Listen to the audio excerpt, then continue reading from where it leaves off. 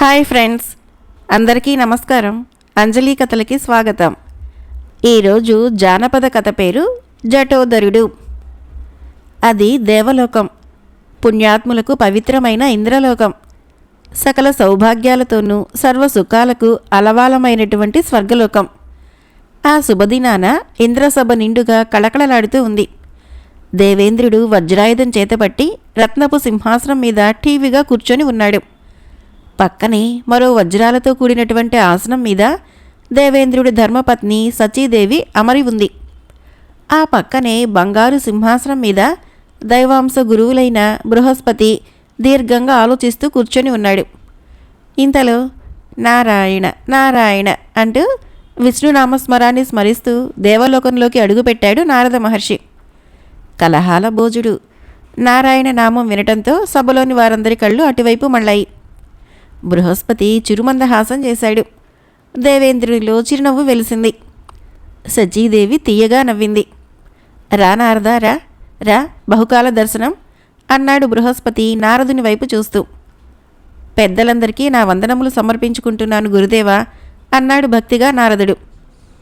ఆసనం అధిష్ఠించుము నారదా అన్నాడు గౌరవంగా దేవేంద్రుడు.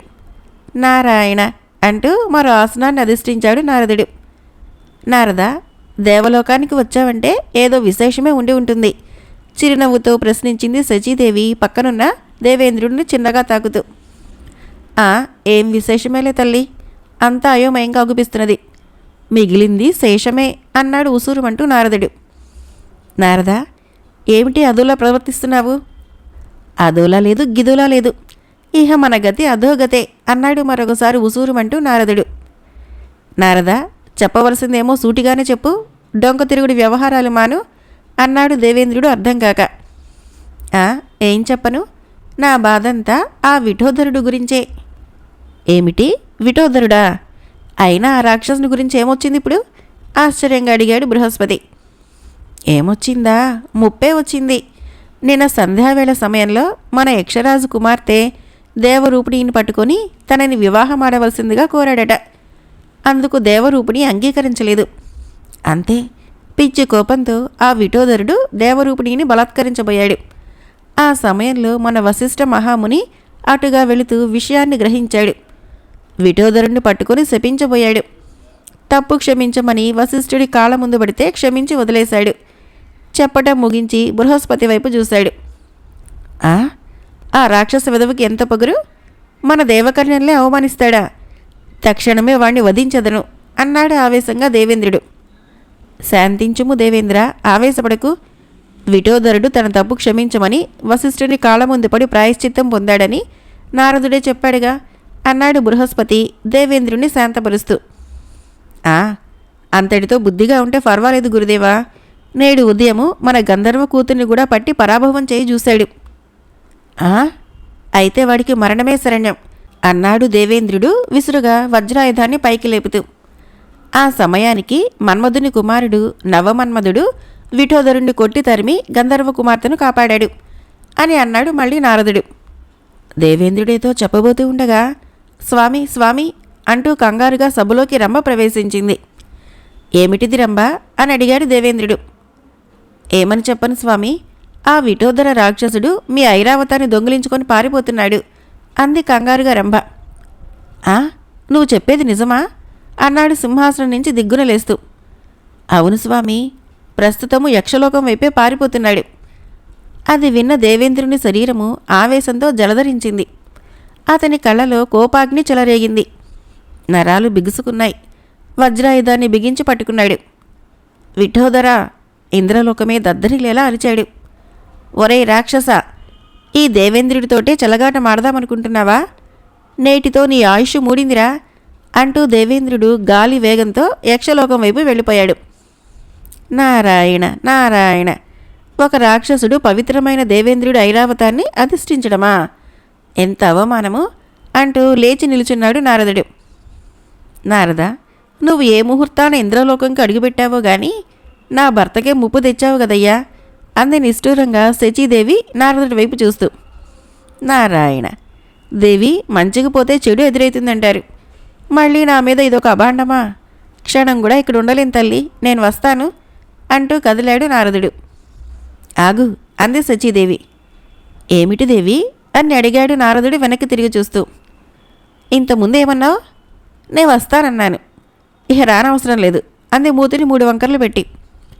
నారాయణ, ఏమిటి మాయా అనుకుంటూ చిన్నబుచ్చుకున్న వాడిలా శరవేగంతో తరలి వెళ్ళిపోయాడు నారదుడు. మేఘాల్ని చీల్చుకుంటూ వికటాట్టహాసం చేస్తూ ఐరావతం మీద ప్రయాణిస్తున్నాడు విఠోదర రాక్షసుడు. అహంభావంతో విరగబడి నవ్వసాగాడు. ఐరావతాన్ని వశపరుచుకున్నాననే గర్వంతో మీసం మెలేస్తూ పోతున్నాడు విఠోదరుడు.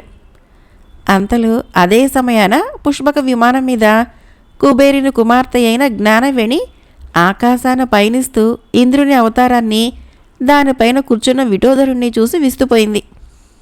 ఒక రాక్షసుడేమిటి ఐరావతం మీద ప్రయాణించడమేమిటి, ఒకవేళ ఇంద్రునికి తెలియకుండా తీసుకుపోతున్నాడా అనుకుంది. ఇంతలో విఠోదరుడు జ్ఞానవేణిని చూడగానే చూశాడు. పర్వతాలు కదిలినట్లు విరగబడి నవ్వుతూ జ్ఞానవేణి పుష్పక విమానాన్ని చేరుకున్నాడు.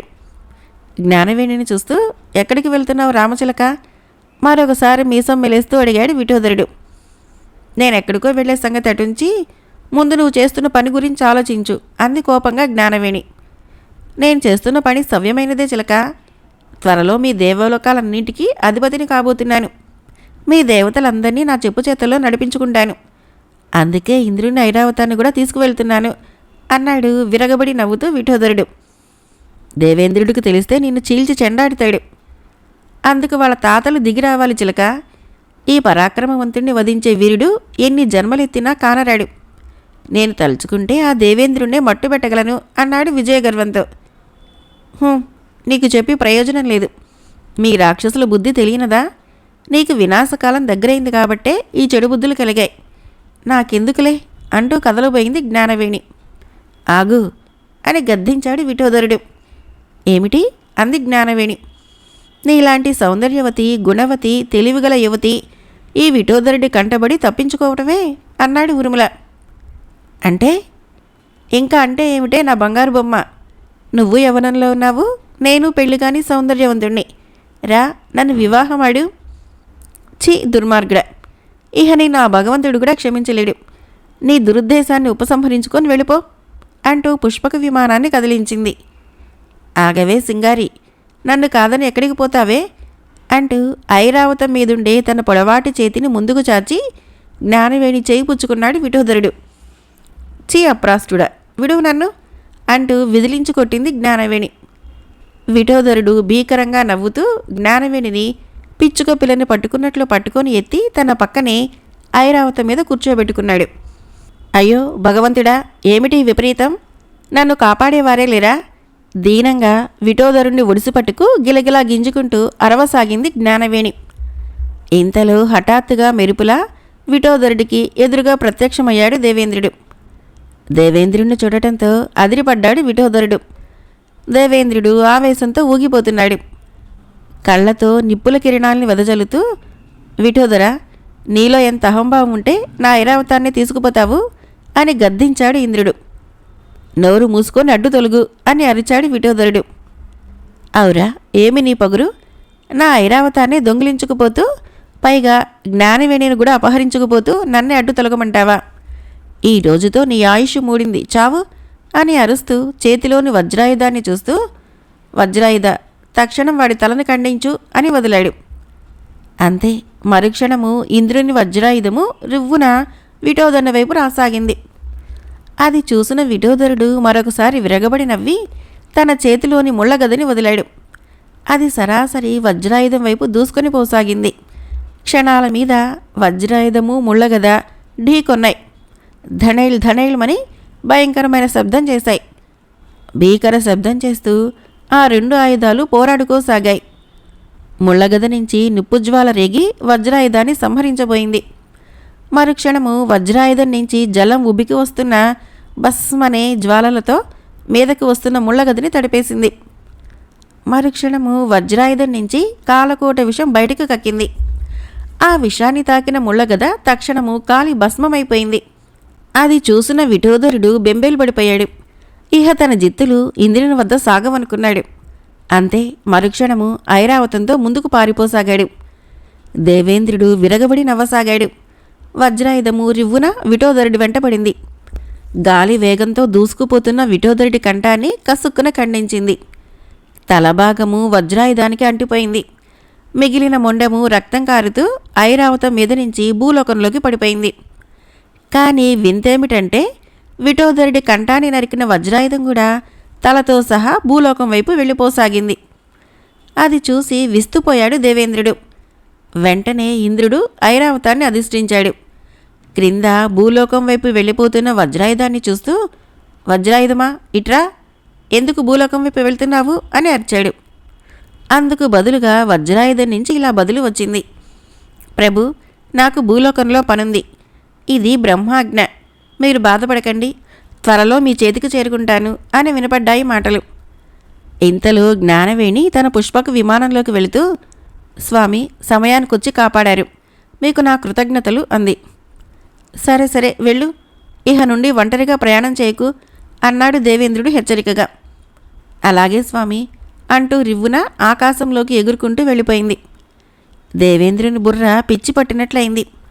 భూలోకంలో పనుందంటూ తన వజ్రాయుధం వెళ్ళిపోయింది. నాకు తెలియకుండా దానికి అంత పనేంటబ్బా, అది బ్రహ్మాజ్ఞ అని చెప్పి మరీ వెళ్ళిపోతుంది. ఎందుకైనా మంచిది, బ్రహ్మనే కనుక్కుంటే అసలు విషయం తెలియకపోదు. అయినా తన రెండో ప్రాణం వజ్రాయుధం, అది తన చేత లేకుంటే ఏదో తన నుంచి వేరైనట్లుంటుంది అనుకుంటూ బ్రహ్మలోకం వైపు దారి తీశాడు. ఇంద్రుని ఐరావతము బ్రహ్మలోకం వైపు ప్రయాణించసాగింది.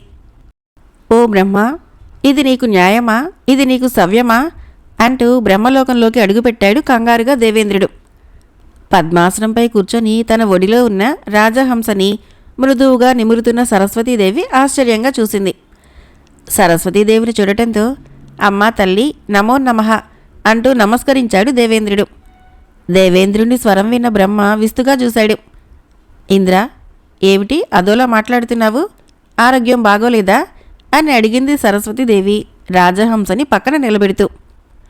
నా ఆరోగ్యానికేం తల్లి, రాయిలా ఉన్నాను, కానీ నా చేతిలో ఉన్న వజ్రాయుధము భూలోకంలోకి పారిపోయింది అన్నాడు గద్గద స్వరంతో. ఏం ఆశ్చర్యం, నీ వజ్రాయుధం భూలోకంలోకి పారిపోయిందా? కొంపదీసి ఏ భూలోక స్త్రీనన్నా చూసి మోహించి వెళ్ళిపోయిందా ఏంటి? చలోక్తిగా అంది సరస్వతి. కాదు దేవి, ఇది జరిగిన సంగతి అంటూ జరిగిన కథనంతా వివరించాడు దేవేంద్రుడు. అది విన్న బ్రహ్మ చతుర్ముఖాల్లో చిరునవ్వు నాట్యం చేసింది. పైగా నవ్వుతున్నారా స్వామి, నా వజ్రాయుధం పోయి కుడిభుజమే పోయినట్లుగా నేను బాధపడుతుంటే అన్నాడు మళ్ళీ దిగులుగా దేవేంద్రుడు. దేవేంద్ర, విచక్షణ కోల్పోయి ఏదేదో మాట్లాడకు, అటు చూడు భూలోకం వైపు అన్నాడు బ్రహ్మ శాంతంగా. నేనేం చూడను తండ్రి, ముందు నీ చూపుల్ని భూలోకం వైపు ప్రసరింపజేయి, ఆ తర్వాత కనిపిస్తుందొక జీవిత చరిత్ర అన్నాడు మళ్ళీ బ్రహ్మదేవుడు. బ్రహ్మ, సరస్వతి, దేవేంద్రుడు ఒకేసారి భూలోకం వైపు చూడసాగారు. ఆకాశం నుంచి శరవేగంతో దూసుకు వస్తుందా ఇంద్రుని వజ్రాయుధం. దాన్ని అంటుకునే ఉంది విఠోదర రాక్షసుడి తల. రక్తపు బొట్లు కారుతూ భూమిని తాకుతున్నాయి. వజ్రాయుధము సరాసరి భూలోకంలో కనిపిస్తున్న ఒక కీకారణ్యం వైపు దిగుతోంది. ఆ అరణ్యము విద్యోధర రాజ్యపు సరిహద్దుల్లో ఉంది. ఆ అరణ్యం మధ్యలో గోపురాకారపు గుహ ఒకటి కానవస్తున్నది. వజ్రాయుధము ఆ స్థలానికి చేరుకుంది విఠోదరుని తలతో సహా. టపాల్ నా తలని భయంకర గుహ ముందు పడవేసి అలాగే గాల్లో ఎగురుకుంటూ వెళ్ళి ఆ అరణ్యంలో ఎటో అదృశ్యమైంది. ఆ భయంకర కొండగుహలో ఇద్దరు జడరాక్షసులు నివాసం ఏర్పరచుకొని ఉన్నారు. పెద్దవాడి పేరు జఠోదరుడు, రెండవ వాని పేరు ఇంద్రుని వజ్రాయుధంతో వధించబడిన విఠోదర రాక్షసుడు. జఠోదరుడు ఆ కొండగుహలో శివలింగాన్ని ప్రతిష్ఠింపజేసుకొని నిత్యము ఈశ్వరనామం జపిస్తూ ఉన్నాడు. హర హర మహాదేవ, శంభో శంకర, శివోహం అంటూ ఈశ్వరనామాన్ని జపిస్తూ ఆ శివలింగాన్ని పుష్పాలతో అభిషేకం చేస్తున్నాడు. ఇంతలో, ఓ అన్నా జఠోదరా అన్న ఆర్తనాదం విని పూజ చేస్తున్న జఠోదరుడు ఉలిక్కిపడి కళ్ళు తెరిచాడు. ఓ అన్నా జఠోదరా, మరొకసారి దీనంగా వినిపించింది అదే ఆర్తనాదం. ఆ కంఠస్వరం విన్న జఠోదరుడు, ఇది నా తమ్ముడి కంఠస్వరం లాగా ఉన్నదే, ఏ జీవినన్నా పట్టుకు వచ్చాడా అనుకుంటూ, వస్తున్నాను తమ్ముడు అంటూ వేగంగా గుహ నుంచి బయటికి వచ్చి చూశాడు. అంతే, ఎదురుగా ఉన్న తన తమ్ముని తలను చూసి, తమ్ముడు విఠోదరా, ఏమిటి విపరీతం, ఎవరు నీ తలని ఖండించింది? ఆవేశంగా అరిచాడు జటోదరుడు. ఆ స్వర్గాధిపతి అయిన దేవేంద్రుడే నన్ను ఇలా నరికాడు. అన్నా, నాకు సమయం మించిపోతుంది. నేను వెళ్ళిపోతున్నాను. నా చివరి ఆశని ఫలింపజేసదవా అంటూ దీనంగా అడిగింది విఠోదరుడి తల. ఏమిటో చెప్పు విఠోదరా, నీ ఆత్మశాంతి కోసం ఏమైనా చేసెదను అన్నాడు బాధగా జటోదరుడు. చెబుతున్నాను వినన్నా. నన్ను చంపిన ఆ దేవేంద్రుణ్ణి ముప్పు తిప్పలు పెట్టి 3 చెరువుల నీరు త్రాగించు. నా పగ చల్లారేలా ఆ ఇంద్రుణ్ణి కత్తి కండ మిగల్చకుండా నరికి చంపు. నేను ఇంద్రాధిపత్యం సాధించాలనుకున్నా ఆ ఇంద్రలోకానికి నువ్వు రాజువుకా. దేవతల్ని నానా హింసలు పెట్టి చిత్రహింసలకు గురిచేయి. అప్పుడే నా ఆత్మకు శాంతి కలుగుతుంది. నా చిరకాల వంచ నెరవేరుతుంది. నేను వెళ్తున్నానన్నా, వెళ్ళిపోతున్నాను. నాలో జీవము గాల్లో కలిసిపోతుంది. వెళ్ళిపోతున్నాను అంటూ విఠోదరుడి పెదవులు ఆగిపోయాయి. అతడి కళ్ళు మూతలు పడిపోయాయి. నిలబడి మాట్లాడుతున్న తల పక్కకి తొలగిపోయింది. విఠోదరుడు చనిపోయాడు. తమ్ముడు అంటూ విలపించాడు జటోదరుడు. వరదలు పారేలా తన కంటి నుంచి నీరు కారింది. అంతే, అతని ముఖ కవళికలు మారసాగాయి. అతని శరీరంలోని రోమాలన్నీ ఆవేశంగా నెక్కబొడుచుకున్నాయి. ప్రతీకారం అనుకుంటూ కంపించిపోయాడు. తమ్ముడు విఠోదరా అని బిగ్గరగా అరిచి, తమ్ముడు, నీ ఆశయం నెరవేరుస్తాను. నిన్ను చంపిన ఆ దేవేంద్రుణ్ణి హతమారుస్తాను.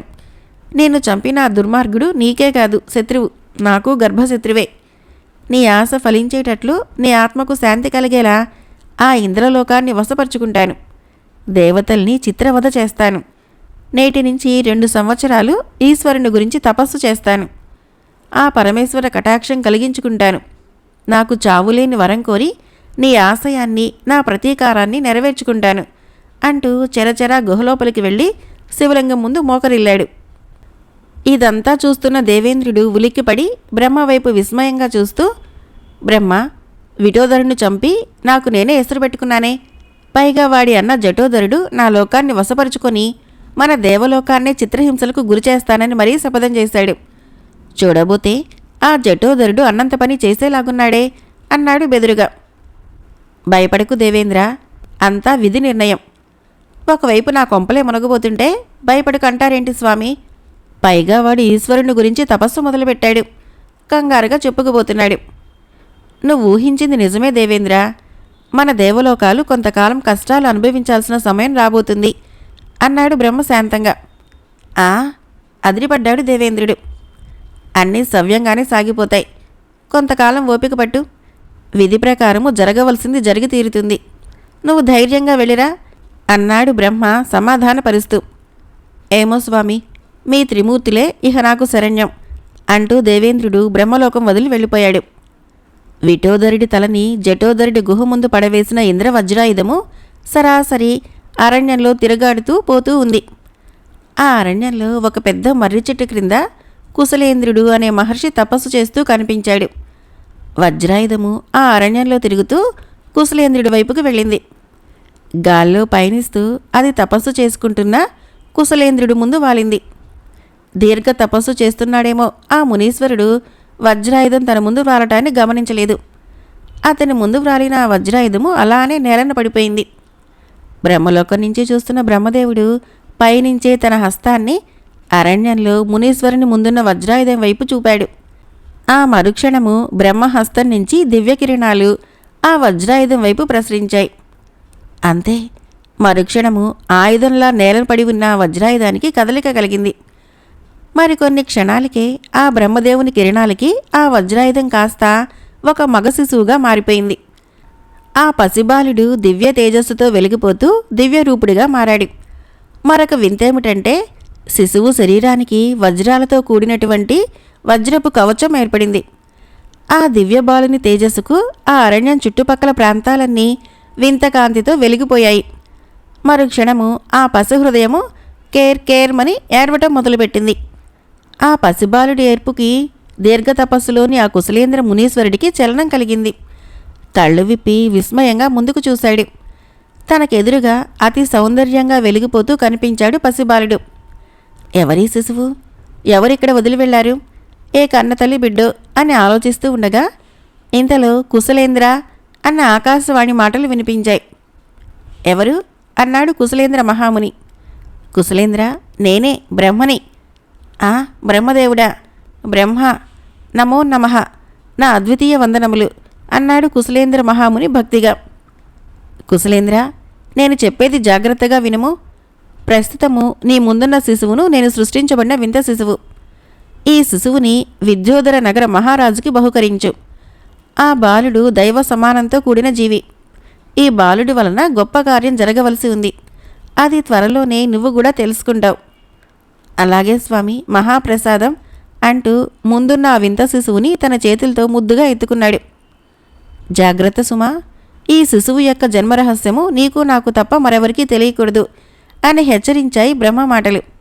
ఆ తర్వాత మళ్ళీ వినిపించలేదు బ్రహ్మదేవుని కంఠస్వరం. ఆ శిశువు మళ్ళీ ఏడవటం మొదలుపెట్టింది. వెంటనే కుశలేంద్ర మహాముని ఆ అరణ్యం కుడివైపుకు చూస్తూ గోమాత అని బిగ్గరగా అరిచాడు. అంతే, ఆ అరుపు అడవిలో ప్రతి జీవికి వినిపించింది. పడమటి దిక్కున పచ్చిక మేస్తున్న ఒక ఆవు కుశలేంద్ర మహాముని యొక్క పిలుపు విని శరవేగంతో దూకుతూ మరికొన్ని క్షణాలకల్లా కుశలేంద్రముని దగ్గరికి వచ్చి నిలబడింది. కుశలేంద్రుడు ఆ గోవు వైపు చూస్తూ గోమాత అని ప్రేమపూరితంగా పిలిచాడు. అందుకది ఏమిటన్నట్లు తలాడించింది. నీ బిడ్డకి పాలిచ్చావా అని అడిగాడు. ఇచ్చానన్నట్లు అది మళ్ళీ తలాడించింది.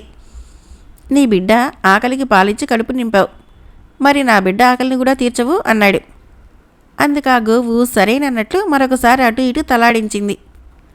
సంతోషం గోమాత, నీకు పుణ్యం దక్కుతుంది అంటూ చేతిలో ఉన్న పసివాణ్ణి తీసుకుని వెళ్ళి ఆ గోమాత పాల స్తనాల క్రింద ఉంచాడు. మరుక్షణము అంబా అని కూతేసింది గోమాత. తక్షణము ఆ గోవు పాల స్తనాల నుంచి పాలు క్రిందకి జారి ఆ పసివాడి నోట్లో పడసాగాయి. ఆ గంగిగోవు పాలని ఆనందంగా ఆరగించాడు ఆ శిశువు. గోమాత, ఇహ వెళ్ళి మళ్ళీ సూర్యాస్తమయ సమయానికి రా అన్నాడు కుశలేంద్రుడు. వెంటనే ఆ గంగిగోవు అడవిలోకి పరుగుదీసింది. ఆ గోవు పాలు త్రాగిన ఆ వింత శిశువు ఉల్లాసంగా నవ్వసాగాడు. చెట్లపై పక్షుల్ని చూస్తూ కిలకిలా నవ్వుకోసాగాడు. అంతా దైవలీల అంటూ తన కుటీరం వైపు నడిచాడు కుశలేంద్రముని ఆ పసిబాలుడితో సహా. నిశరాత్రిలో గాఢాంధకారం అలుముకొని ఉంది విద్యోధర నగర సామ్రాజ్యాన్ని. రాజ్యమంతా నిద్రాదేవి ఒడిలో ఒదిగిపోయింది. హంసతూలికా తల్పం మీద హాయిగా నిద్రిస్తున్నారు ఆ దేశపు రాజు బబ్రుకేతు, రాణి జయదేవి. ఆ సమయంలో శరవేగంతో దూసుకుని వచ్చి ఆగిందొక నల్లటి కాలాస్వం. దాని మీద నుంచి దిగాడొక నల్లటి ముసుగు మనిషి. భుజానున్న తాడుని రాజకోటపైకి విసిరాడు. క్షణంలో ఆ తాడు ఒక స్తంభానికి బిగుసుకుంది. దాని సహాయంతో శబ్దం లేకుండా రాజకోటను ఎక్కసాగాడు. కోట కాపలాదారులు ఈటెలు చేతబూని అటు ఇటు తిరుగాడుతున్నారు. ముసుగు మనిషి అతి జాగ్రత్తగా శబ్దం రాకుండా మరికొంతసేపటికి రాజకోట పైభాగాన్ని చేరుకొని తాడుని వదిలి ఆ గదిలోకి చొరబడ్డారు. మెల్లగా ఒక్కొక్కడుగు వేశారు. అతడు వేస్తున్న కిర్రు చెప్పులు కిర్రు కిర్రుమనే శబ్దాన్ని చేశాయి. ఆ గదికి కాపలాగా తిరుగుతున్న ఇద్దరు రాజభటులు చెప్పుల శబ్దం వినటంతో గిరుక్కున అటు తిరిగి చూశారు. ముసుగు ఆకారాన్ని చూడటంతో ఉలిక్కిపడ్డారు ఇద్దరు. తక్షణం కత్తి దూసి, రేయ్ ఎవడ్రా నువ్వు అరుస్తూ ముసుగు మనిషి మీద దూకాడొక భటుడు. మరుక్షణము తళుక్కున మెరిసింది ముసుగు మనిషి చేతిలోని కత్తి. మీదకొస్తున్న భటుడు పొట్టలో కసుక్కున దింపేశాడు. ఇంతలో ఏ దొంగనాయాలా అని అరుస్తూ మరొక భటుడు మీదకు దూకాడు. ముసుగు మనిషి కాలు విసురుగా పైకి లేచింది. మీద పడుతున్న భటుని గవదిని బలంగా తాకింది. కెవ్వు నరుస్తూ వెల్లికిలా పడ్డాడు భటుడు. మరుక్షణము అతడి గుండెల్లోకి దింపాడు కత్తిని. కోట దద్దరిల్లేలా ఒక గావుకేక వేసి టపీమని చచ్చాడు ఆ భటుడు కూడా. ముసుగు మనిషి వీరగర్వంతో ఆ గది తాళం కప్పును పగలగొట్టాడు. అది కోట ఖజానా గది. నిశ్శబ్దంగా వెళ్ళి ఆ గదిలో చొరబడ్డాడు. ఆ గదిలో ఎనలేని ధనరాశులు వాడి కళ్ళని చెదరగొట్టాయి. పట్టు పాన్పు మీద హాయిగా నిద్రిస్తున్న రాజదంపతులు భటుడు అరిచిన గావుకేకకు ఇద్దరు ఉలిక్కిపడి లేచి కూర్చున్నారు. ఎక్కడో అఘాయిత్యం జరిగిందని ఊహించి ఆయుధం బూని అటువైపు పరుగుదీశాడు. మహారాణి జయదేవి నేర్పుగా గదిలో ఉన్న జైభేరీని మ్రోగించింది. మరుక్షణము ఎక్కడ ఉన్న రాజభటులంతా బిలబిలామంటూ రాజకోటను పూర్తిగా కమ్మేశారు. ఖజానా గదిలో ధనరాశుల్ని సంచిలో నింపుకుంటున్న ముసుగు మనిషిని నిమిషాల మీద బంధించారు. భటుల చేతుల్లో ఇరుక్కొని గింజుకుంటున్న ముసుగు మనిషి యొక్క మూకం మీద ముసుగుని తొలగించాడు రాజు. అంతే, స్తంభించిపోయాడు. ఆ ముసుగు మనిషి ఎవరో కాదు, పలు సంవత్సరాలుగా రాజ్యంలో పడి దోచుకుంటున్న బందిపోటు భీమన్న. ఓ, తక్షణం వీణి శిరచ్ఛేదం చేయండి అని భటులకు ఆజ్ఞాపించాడు. భటులు భీమన్నని లాక్కుపోయారు. ఇంతలో మరొక భటుడు, మహారాజా, ఎవరో కుశలేంద్ర మునీశ్వరులట, మీ దర్శనానికై వేచి ఉన్నారు అన్నాడు. అది విని రాజదంపతులు ఆనందంతో మురిసిపోయారు. ఖజానా గది నుంచి రాజదంపతులిద్దరూ ఆ మునీశ్వరుడికి ఎదురు వెళ్లారు. భక్తిగా నమస్కరించి స్తుతించారు. గౌరవంగా రత్నపు సింహాసనం మీద కూర్చుండబెట్టారు. ఆ మునీశ్వరుడి చేతిలోని ఒక మగ శిశువు కేర్ కేర్మని ఏడవటం మొదలుపెట్టాడు. ఆ పసికందును చూసిన మహారాజు ఆనందంగా నవ్వుకున్నాడు. సంతాన ప్రాప్తి కలుగని రాణి జయదేవి పుత్రవాత్సల్యంతో పరవశించిపోయింది. ఏడుస్తున్న ఆ పసికందును తీసుకొని ప్రేమగా తన హక్కును చేర్చుకుంది. మరుక్షణము ఆ పిల్లవాడు ఏడ్పును మానేశాడు. తదాస్తు అన్నాడు కుశలేంద్రముని చిరునవ్వుతో. స్వామి, మీరై మా వద్దకు వచ్చినందుకు మేమెంతో ధన్యులం. అయినా ఈ రాత్రి సమయంలో ఒంటరిగా వచ్చారేం? కాకితో కబురంపినా మేము పరివారంతో మీ వద్దకు వచ్చేవారం కదా అన్నాడు బబ్రుకేత మహారాజు. రాజా, రావలసిన సమయం వచ్చింది కావున నేనే వచ్చి తిని అన్నాడు మునీశ్వరుడు చిరునవ్వుతో. స్వామి, ఈ శిశువు అని అడిగింది జయదేవి. నేటి నుంచి మీ బిడ్డేనమ్మా ఈ శిశువు అన్నాడు శాంతస్వరంతో. నిజంగానా స్వామి అంటూ ప్రేమగా మురిసిపోతూ ఆ శిశువును ముద్దు పెట్టుకుంది జయదేవి. స్వామి, మీరంటున్నది? అవును మహారాజా, ఈ శిశువు దైవాంశ సంభూతుడని మాత్రం చెప్పగలను. ఈ పిల్లవానికి తల్లి తండ్రి లేరు, నేను తప్ప. 8 దినాల ముందు మీకు సంతాన భాగ్యం కలిగించమని నా దగ్గరకు వచ్చారు, గుర్తుందా? ఉన్నది స్వామి. ఆ తరువాత నేను మీ భార్య పూర్వజన్మాన్ని తెలుసుకున్నాను. ఆ జన్మలో చిరుపాపం దోషం వలన ఈ జన్మలో నీ భార్యకు సంతాన ప్రాప్తి లేదని గ్రహించాను. సరిగ్గా అదే సమయంలో ఈ శిశువు నాకు దక్కాడు. సంతానం లేక తీవ్ర బాధపడుతున్న మీకు ఈ దివ్య బాలుడిని బహూకరిద్దామని తీసుకుని వచ్చాను అని ముగించాడు మునీశ్వరుడు. ఈ శిశువు జన్మరహస్యం మాత్రం వారికి చెప్పలేదు. సంతోషం స్వామి, మహాప్రసాదంగా ఈ శిశువుని స్వీకరిస్తున్నాం. నేటి నుంచి కాదు, ఈ క్షణం నుంచి ఈ శిశువు నా కుమారుడు అన్నాడు బబ్రుకేతు మహారాజు ఆనందంతో. శుభం మహారాజా. మరొక ముఖ్య విషయం మహారాజా, ఈ పిల్లవాడు పుట్టుకతోనే వజ్ర కవచంతో పుట్టాడు. కొంతకాలానికి మహావీరుడిగా పేరు పొందుతాడు. మీ కష్టాల్ని అరికడతాడు. ధన్యులం స్వామి. అలాగే ఈ శిశువుకి ఈ శుభ సమయంలోనే నామకరణం చేయండి అంది జయదేవి మురిసిపోతూ.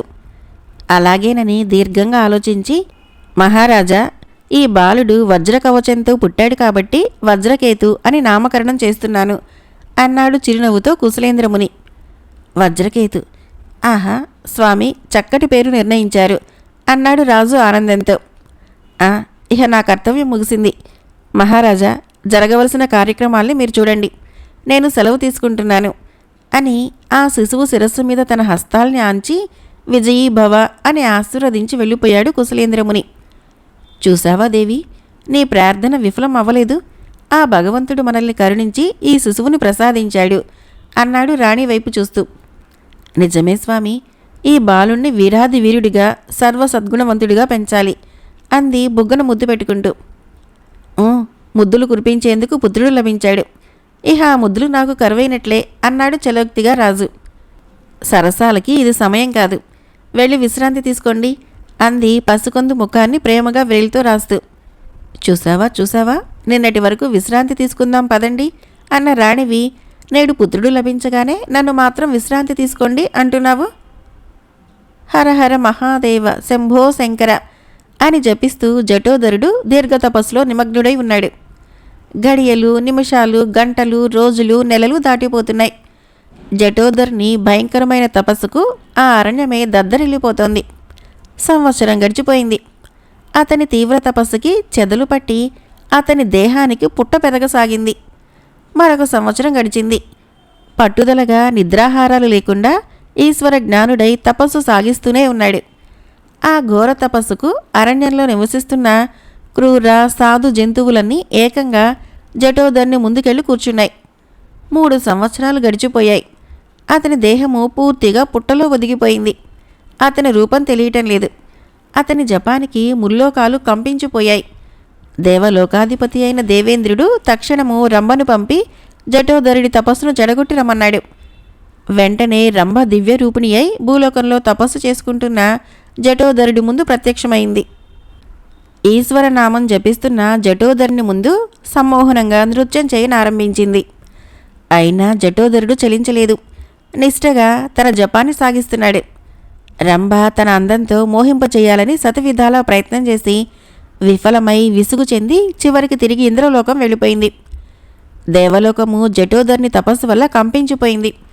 ఎక్కడ విన్నా జటోదర జటోదర జటోదర అని అతని శక్తివంతమైన నామము ప్రతిధ్వనించసాగింది.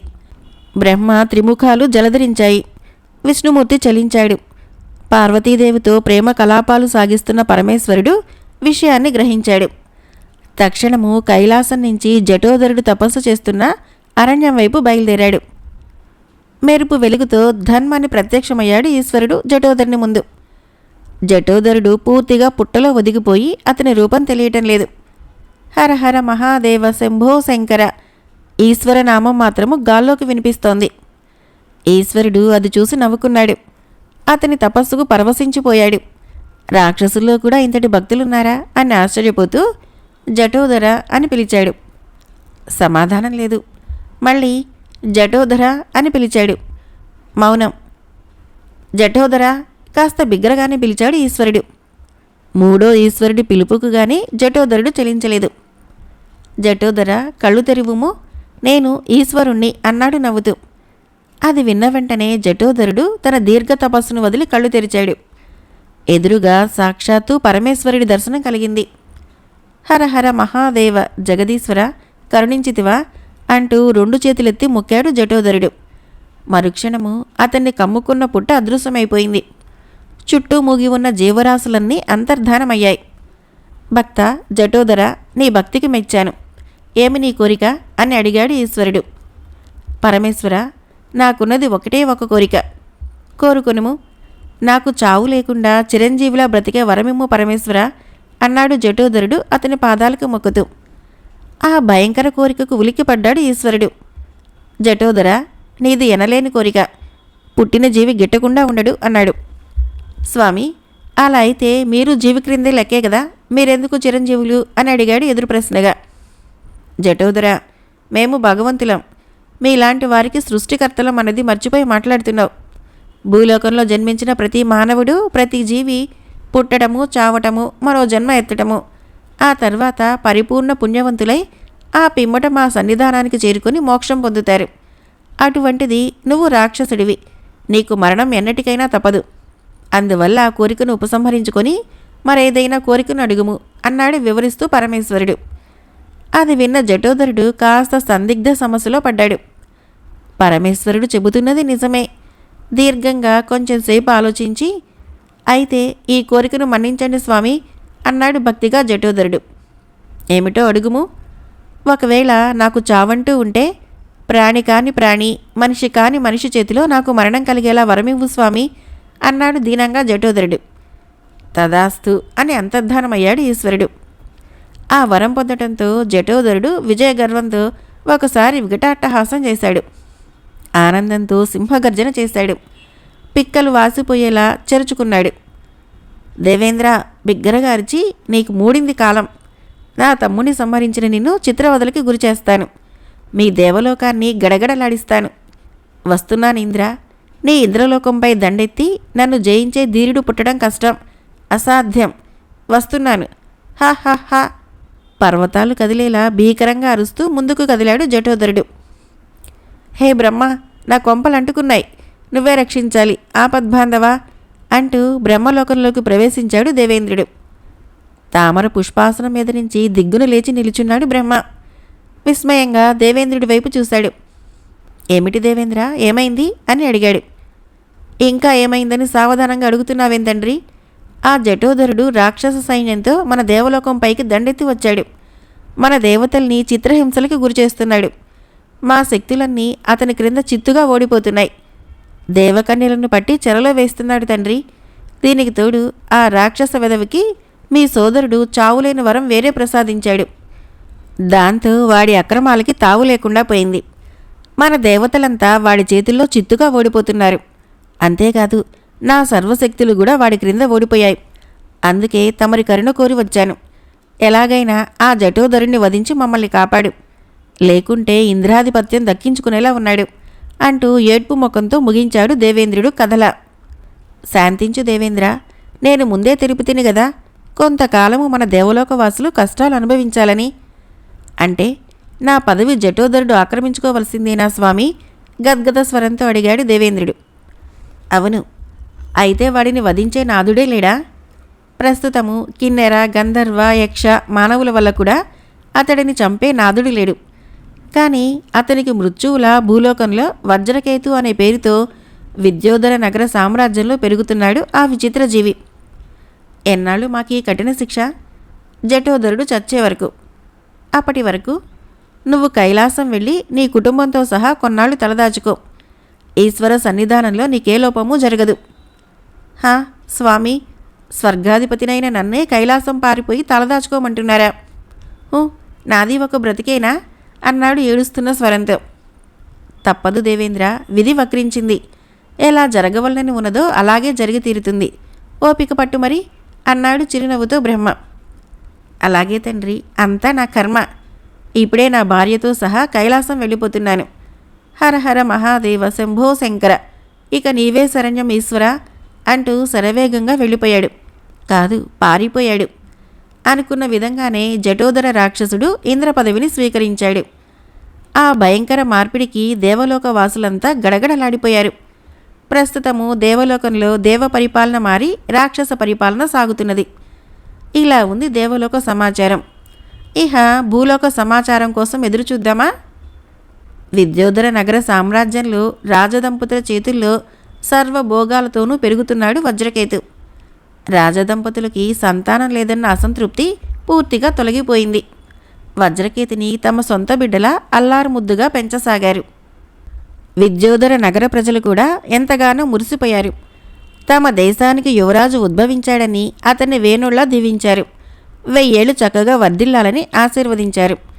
ఇలా వజ్రకేతు ఏ లోపం లేకుండా రాజభోగాలు అనుభవిస్తూ పెరుగుతున్నాడు. ఇలా 5 సంవత్సరాలు క్రమేణా జరిగిపోయాయి. తర్వాత మహారాజు బబ్రుకేతు వజ్రకేతునికి సకల శాస్త్ర అన్ని విద్యలు నేర్చుకునటానికి గురుకులంలో చేర్పించాడు. వజ్రకేతు 5 సంవత్సరాల ప్రాయంలోనే మహావీర లక్షణాలతో ఎదగసాగాడు. ఇలా ఉండగా ఒకనాడు గురుపత్ని ఆజ్ఞ ప్రకారము ఎండుకట్టెలు ఏరుకోవటానికి అరణ్యంలోకి ఒంటరిగా బయలుదేరాడు. ఇంతలో ఎక్కడో వజ్రకేతుకి ఒక స్త్రీ ఆర్తనాదం వినిపించి అటువైపు పరుగు తీశాడు.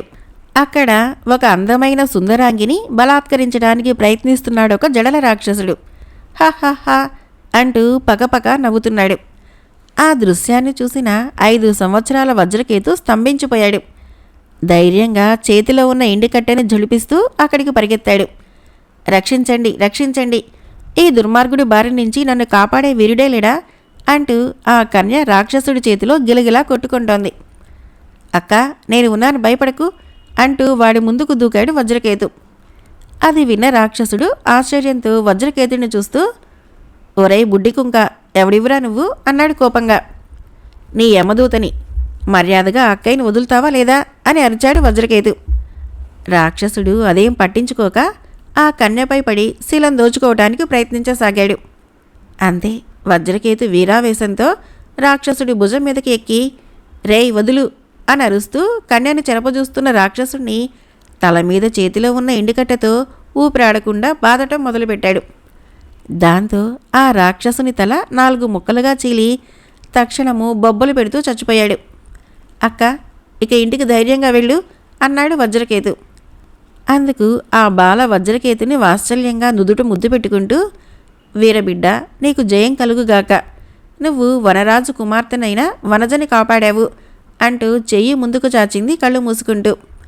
మరుక్షణము ఆమె చేతిలో అందమైన భరిణ ప్రత్యక్షమైంది. అది వజ్రకేతుకిస్తూ, తమ్ముడు, ఇందులో ఉన్న జలాన్ని త్రాగు, ఇది దేవామృతం, నీకు 1000 ఏనుగుల శక్తినిస్తుంది అని అమృతాన్ని వజ్రకేతుకు తాగించి శుభం కలుగుగాక అని మరొకసారి ముద్దు పెట్టుకొని వెళ్ళిపోయింది వనకన్య. ఇలా దైవశక్తిని కూడా సంపాదించుకున్నాడు వజ్రకేతు. యుక్త వయసు వచ్చే వరకు గురుకులంలో సమస్త విద్యల్లో ప్రావీణుడై తిరిగి రాజకోటకు వెళ్ళి తల్లిదండ్రుల దర్శనం చేసుకున్నాడు.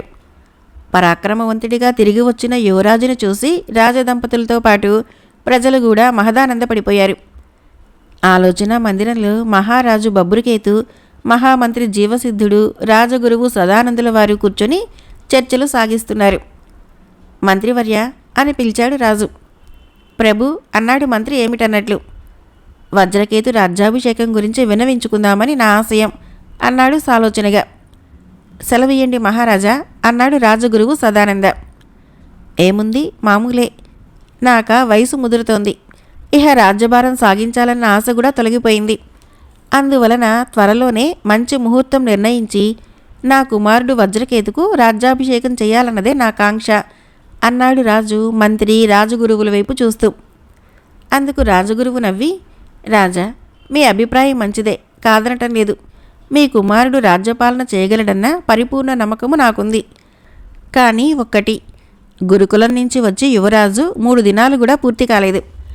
ఇందుకు యువరాజు ఒప్పుకుంటాడా అన్నదే నా అనుమానం అన్నాడు. అవును ప్రభు, రాజగురువులు చెప్పిన దాంట్లో సత్యం లేకపోలేదు. ఎందుకైనా మంచిది, ఒక్క మాట యువరాజుల వారిని కూడా అడిగి వారి అభిమతాన్ని తెలుసుకోవటం మంచిదే అన్నాడు మంత్రి. అలాగే మీరు చెప్పినట్లే చేస్తాను అని రాజు మాట ముగించే లోపలే వజ్రకేతు తల్లి జయదేవితో ఆలోచన మందిరంలోకి ప్రవేశించాడు. రా యువరాజా, నీ గురించే మాట్లాడుకుంటున్నాం, ఇంతలో నువ్వే వచ్చావు, నీకు 1000 ఏళ్ళు ఆయుష్ అన్నాడు మంత్రి చిరునవ్వుతో. అంతా మీ వంటి పెద్దల ఆశీర్వాదమే మంత్రివర్య అన్నాడు వజ్రకేతు వినయంగా నమస్కరిస్తూ. ఏమిటో తల్లి తనయుడు కలిసి విచ్చేశారు అని అడిగాడు నవ్వుతూ రాజు. మీతో పనుండే వచ్చాను నాన్న అన్నాడు వజ్రకేతు. నాతోనా? ఏమిటి, ధనం ఏమన్నా అవసరమా? లేదు నాన్న, వేరే ఒక విన్నపం చేయాలని, ఆ విషయంపై అమ్మగారిని ఒప్పించేసరికి నా తల ప్రాణం తొక్కకి వచ్చిందనుకోండి అన్నాడు నవ్వుతూ. ఏమిటంత క్లిష్టమైన సమస్య అని అడిగాడు రాజగురువు. అవును గురుదేవా, నాకు దేశాటన చూసి రావాలనని కుతూహలంగా ఉన్నది అన్నాడు వజ్రకేతు. అది విని రాజు ఉలిక్కిపడ్డాడు. వజ్రకేతు, ఏమిటి విపరీత కాంక్ష ఆశ్చర్యంగా అడిగాడు రాజు. విపరీతం కాదు నాన్న, వినోదం. సకల శాస్త్రాలు ఆకళించుకున్న నాకు లోకజ్ఞానం లేదనే అనుకుంటున్నాను. దేశాలు నలుమూలలా తిరిగి ప్రజల కష్టసుఖాలు, లోకంలో నీతి అవినీతి అంటే ఏమిటి, ఒక మానవుడు ఎలా జీవించాలి, ఇంకా ఎన్నో నేను నేర్చుకోవలసినవి చాలా ఉన్నాయి నాన్న. అయ్యో భగవంతుడా, నీకు రాజ్యాభిషేకం చేయాలని నేను అనుకుంటుంటే మధ్యలో నువ్వు విదేశాటన చేస్తానంటున్నావేమిటి వజ్రకేత అంటూ వాపోయాడు రాజు. నాన్న, ప్రస్తుతం నేనున్న పరిస్థితుల్లో రాజ్యాభిషేకానికి అర్హుని కాను. ఉలికిపడ్డాడు రాజు. అవును మహారాజా, యువరాజు చెప్పిన దాంట్లో సత్యం లేకపోలేదు. నలుమూలలా తిరిగి స్వయానుభవం గడించిన పిమ్మటే రాజ్యాభిషేకం చేయటం మంచిది అన్నారు గురుదేవులు. అది విన్న బబ్బురుకేతు కూడా ఆలోచించి సరే అన్నాడు. అయితే నన్ను ఆశీర్వదించండి తండ్రి అంటూ మహారాజుకు మొక్కాడు. శుభంగా వెళ్ళి ప్రయోజకుడిగా తిరిగి రా నాయనా అని ఆశీర్వదించాడు తండ్రి. వజ్రకేతు మంత్రి రాజగురువుల వద్ద కూడా విజయోస్తు అనిపించుకున్నాడు. తల్లి పాదాలకు నమస్కరించి ఆమె పాదధూళిని నెత్తిన జల్లుకొని విదేశాటనకై బయలుదేరాడు వజ్రకేతు. వజ్రకేతు ఇంద్రాశ్వం అధిష్ఠించి రాజకోట దాటి వెళుతుండగా ప్రజలంతా జయ జయ మహావీర వజ్రకేత, నీకు శుభం కలుగుగాక అని పుష్పవర్షంతో జయధ్వనులు చేశారు. వజ్రకేతు అశ్వము మెరుపులా ముందుకు దూకింది. వజ్రకేతు ఇంద్రాశ్వంపై విద్యోధర నగర సామ్రాజ్యం నుంచి ఈశాన్య దిక్కుగా పయనించసాగాడు. వరుసగా 7 రాత్రుళ్ళు 7 పగళ్ళు అలసట లేకుండా ప్రయాణం సాగించి ఒక అడవిని చేరుకున్నాడు. భయంకర పొదలతో, చిక్కటి వృక్షాలతో, క్రూర జంతువులతో బ్రహ్మాండంగా ఏలుతున్నాడు వనరాజు. ఆ భయంకర కీకారణ్యంలో మానవ పురుగన్నది కనిపించడం లేదు. ఎటు చూసినా క్రూర జంతువులే, ఎటు మరలినా భయంకర వృక్షాలే అగుపిస్తున్నాయి. అప్పటికే సూర్యాస్తమయం కావస్తున్నది. కాబట్టి ఆ రాత్రి అక్కడే విశ్రాంతి తీసుకునటానికి పూనుకున్నాడు వజ్రకేతు. చాలా దూరం ప్రయాణం చేశాడేమో. తనతో పాటు అశ్వం కూడా అలసటగా తయారయ్యారు. అశ్వాన్ని వదిలి ఒక చెట్టు క్రింద కూలబడ్డాడు. నుదుట పట్టిన చెమటను తుడుస్తూ పైకి లేచాడు వజ్రకేతు. ఆశ్చర్యం, ఆ చెట్టు నిండా పళ్ళే. ఆ పళ్ళు ఎర్రగా పండి నోరూరుంచేస్తున్నాయి. అటువంటి పళ్ళని తను పుట్టి పెరిగి ఇంతవరకు చూడలేదు. మరి ఏం పళ్ళవి? సంకోచించకుండా చెట్టెక్కి 2 పళ్ళని కోసుకున్నాడు. కొరికాడు. ఆశ్చర్యం! అమృతంలా ఉంది ఆ పండ్ల రుచి. పరమేశ్వర, ఇవి ఏ జాతి పళ్ళో నాకు తెలియదు. ఏ ఆపద కలగకుండా నువ్వే కాపాడాలి అంటూ మనసులో ఆ భగవంతుణ్ణి ధ్యానించుకొని వెంటనే 2 పళ్ళను కడుపు నిండా ఆరగించేశాడు. అలాగే చెట్టు క్రింద జారగిలా పడిపోయాడు. అకస్మాత్తుగా వజ్రకేతుకు ఎందుకో మెలకువ వచ్చింది. దిగ్గున లేచి కూర్చున్నాడు. చుట్టుపక్కల వృక్షాలపై నివాసం ఏర్పరుచుకున్న పక్షులు కిలకిలామని అరవసాగాయి. ఆశ్చర్యం! అవి అరుస్తుంటే మాటల్లా వినిపిస్తున్నాయి. అది గ్రహించిన వజ్రకేతు విభ్రాంతి చెందాడు. అంటే తనకి పక్షుల భాష అర్థమవుతుంది. అంటే తాను భుజించిన ఆ చెట్టుపళ్ళ మహత్యమేననుకున్నాడు. ఇంతలో ఎక్కడి నుంచో టపటపా రెక్కలు కొట్టుకుంటూ వజ్రకేతు కూర్చున్న చెట్టుపైకి వచ్చి వాలాయి 2 రామచిలుకలు. అందులో ఒకటి ఆడచిలుక, మరొకటి మగచిలుక. గూటికి చేరుకోగానే రాణి అంటూ ప్రేమగా ఆడచిలుక దగ్గరికి చేరింది. మీరు నాతో మాట్లాడకండి అంది తన రెక్కలతో మృదువుగా మగచిలుకను నెట్టేస్తూ. ఏం కోపమా అంది తన ఎర్రటి ముక్కుని ముందుకు చాస్తూ. కోపం లేదంటే ముద్దు పెట్టుకోనా మిమ్మల్ని? రోజు ఇదే పరిపాటైంది అంది కోపంగా చిన్నబుచ్చుకుంటూ. ఏంటో సరిగ్గా చెప్పు తల్లి, సందిగ్ధ సమస్యలో ఉంచకు అంది అయోమయంగా మగచిలుక. ఆహా, ఏమీ తెలియని నంగనాచిలా మాట్లాడుతున్నారే. మొన్న కొత్తగా పక్కన మర్రి చెట్టు క్రింద నివాసం ఉంటున్న ఆ చిలకతో మీకు సంబంధం ఉన్నదన్న సంగతి నాకు తెలియదనుకున్నారా? పైగా ఏకపత్ని వ్రతుణ్ణి, పరస్త్రీలను చూస్తే మోహించే గుణమే లేదని ప్రగల్భాలు పలుకుతారు అంది ఈసటింపుగా ఆడచిలుక తటాల తల మరోవైపుకు తిప్పుకుంటూ. అయ్యో రామరామ, ఏమిటి రాణి, అన్యాయంగా నా మీద ఇదొక అభాండమా? పాపం, ఆ చిలుకకి నాన్నవారే లేరట. దిక్కులేని కబోది నన్ను చూసి తన సహోదరునిగా భావించింది అంతే అంది మగరామచిలుక వివరిస్తూ. నన్ను నమ్మురాణి, నేను చెప్పేది ముమ్మాటికి నిజం అంటూ దగ్గరికి జరగబోయింది. నన్ను ముట్టుకోవద్దు అంటూ ఆడచిలుక కోపంతో ఎగిరి మరొక కొమ్మను కూర్చుంది.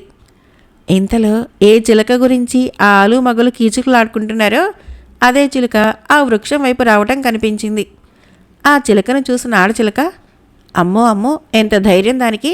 నా భర్తతో దొంగచాటుగా సంబంధం ఏర్పరచుకున్నదే కాక ఇప్పుడు నేరుగా మా ఇంటికే వస్తున్నదా? రా, నీ సంగతి చెప్తాను, దులిపేస్తాను అనుకుంది మనసులోనే. ఇంతలో ఆ చిలుక రివ్వున ఎగురుకుంటూ వచ్చి ఆ చెట్టు కొమ్మన కూర్చుంది. కూర్చుంటూ మగ చిలుకను చూస్తూనే అన్నా అని పిలిచింది వాత్సల్యంగా. అది విన్న ఆడచిలుక ఉలిక్కిపడి అన్నా అని పిలుస్తుందే అనుకుంటూ, ఏమిటి సోదరి అని అడిగింది మగచిలుక. ఏమీ లేదన్నా, రేపు నా అన్నయ్య పుట్టినరోజు. వాడు చనిపోయినా ప్రతి ఏటా పండగ జరుపుకోవటం అలవాటు. అయినా నాకు అన్నయ్య లేని లోటు తీర్చిన నీకు రేపు విందు చేయాలని ఆశగా ఉంది. అది సరే అన్నయ్య, వదినెక్కడా కనిపించడం లేదు. ఎక్కడికైనా వెళ్ళిందా? నేను వచ్చి 10 రోజులైనా వదిన ముఖం చూసి ఎరగను కదా అంది ఆ చిలుక. ఏమని చెప్పను తల్లి, మా శ్రీమతి గారు చిటారు కొమ్మను కూర్చొని ఉన్నారు అంది చిలుక. అప్పటి వరకు భర్త మీద అనుమానంతో ఉన్న చిలుకకు జ్ఞానోదయం కలిగి తన తప్పు తెలుసుకొని భర్తను చేరుకొని తన ఎర్రటి ముక్కుతో భర్త కాలుని తాకుతూ, ఏమండి, నన్ను క్షమించండి, ఏదో తెలియక మిమ్మల్ని ఏదేదో తప్పుగా అన్నాను అంటూ కంటనీరు కార్చింది. అది విన్న కొత్తగా వచ్చిన చిలుక ఆశ్చర్యపోయింది. మగచిలుక ప్రేమగా తన రెక్కలతో ఆడచిలుక తలని దువ్వుతూ, ఇప్పటికైనా నా మీద అనుమానం నీకు తొలగింది, సంతోషం రాణి అంది. ఇంతకీ మీ గొడవ ఏమిటో తెలియటం లేదు అంది కొత్త చిలుక. ఏముంది చెల్లి, ఆలు మగల మధ్య ఎప్పుడూ ఉన్నాయి మామూలు గొడవలే అని సర్ది చెప్పింది మగచిలుక. అది సరేలే అన్నయ్య, ఈమెనా నీ భార్య అని అడిగింది. అవును చెల్లి. ఎంత అందంగా ఉంది నా వదిన, నిజంగా నువ్వు అదృష్టవంతుడివన్నా అంది నవ్వుతూ.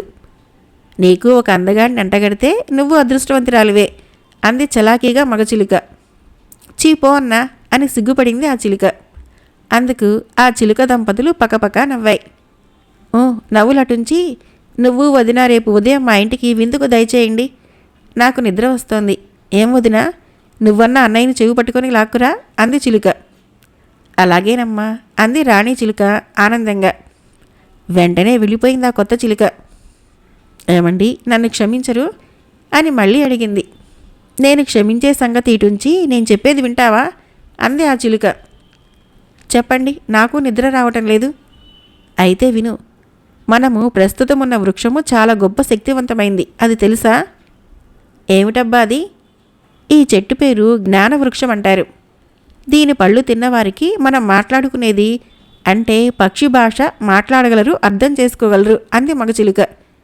నిజంగానా అంది ఆశ్చర్యంగా రాణి చిలుక. అవును రాణి, ఉదయం నేను మేతకై ఆకాశాన పయనిస్తున్న సమయంలో గంధర్వులు ఆకాశంలో షికారుగా వెళ్తూ ఈ వృక్షం గురించి ఇలా మాట్లాడుకుంటుంటే విన్నాను అంది మగరామచిలుక. ఇంతలో క్రింద కూర్చొని ఆ చిలకల సంభాషణ వింటున్న వజ్రకేతుకు అసలు సంగతి అర్థమైంది. మగరామచిలుక వజ్రకేతుణ్ణి చూడనే చూసింది.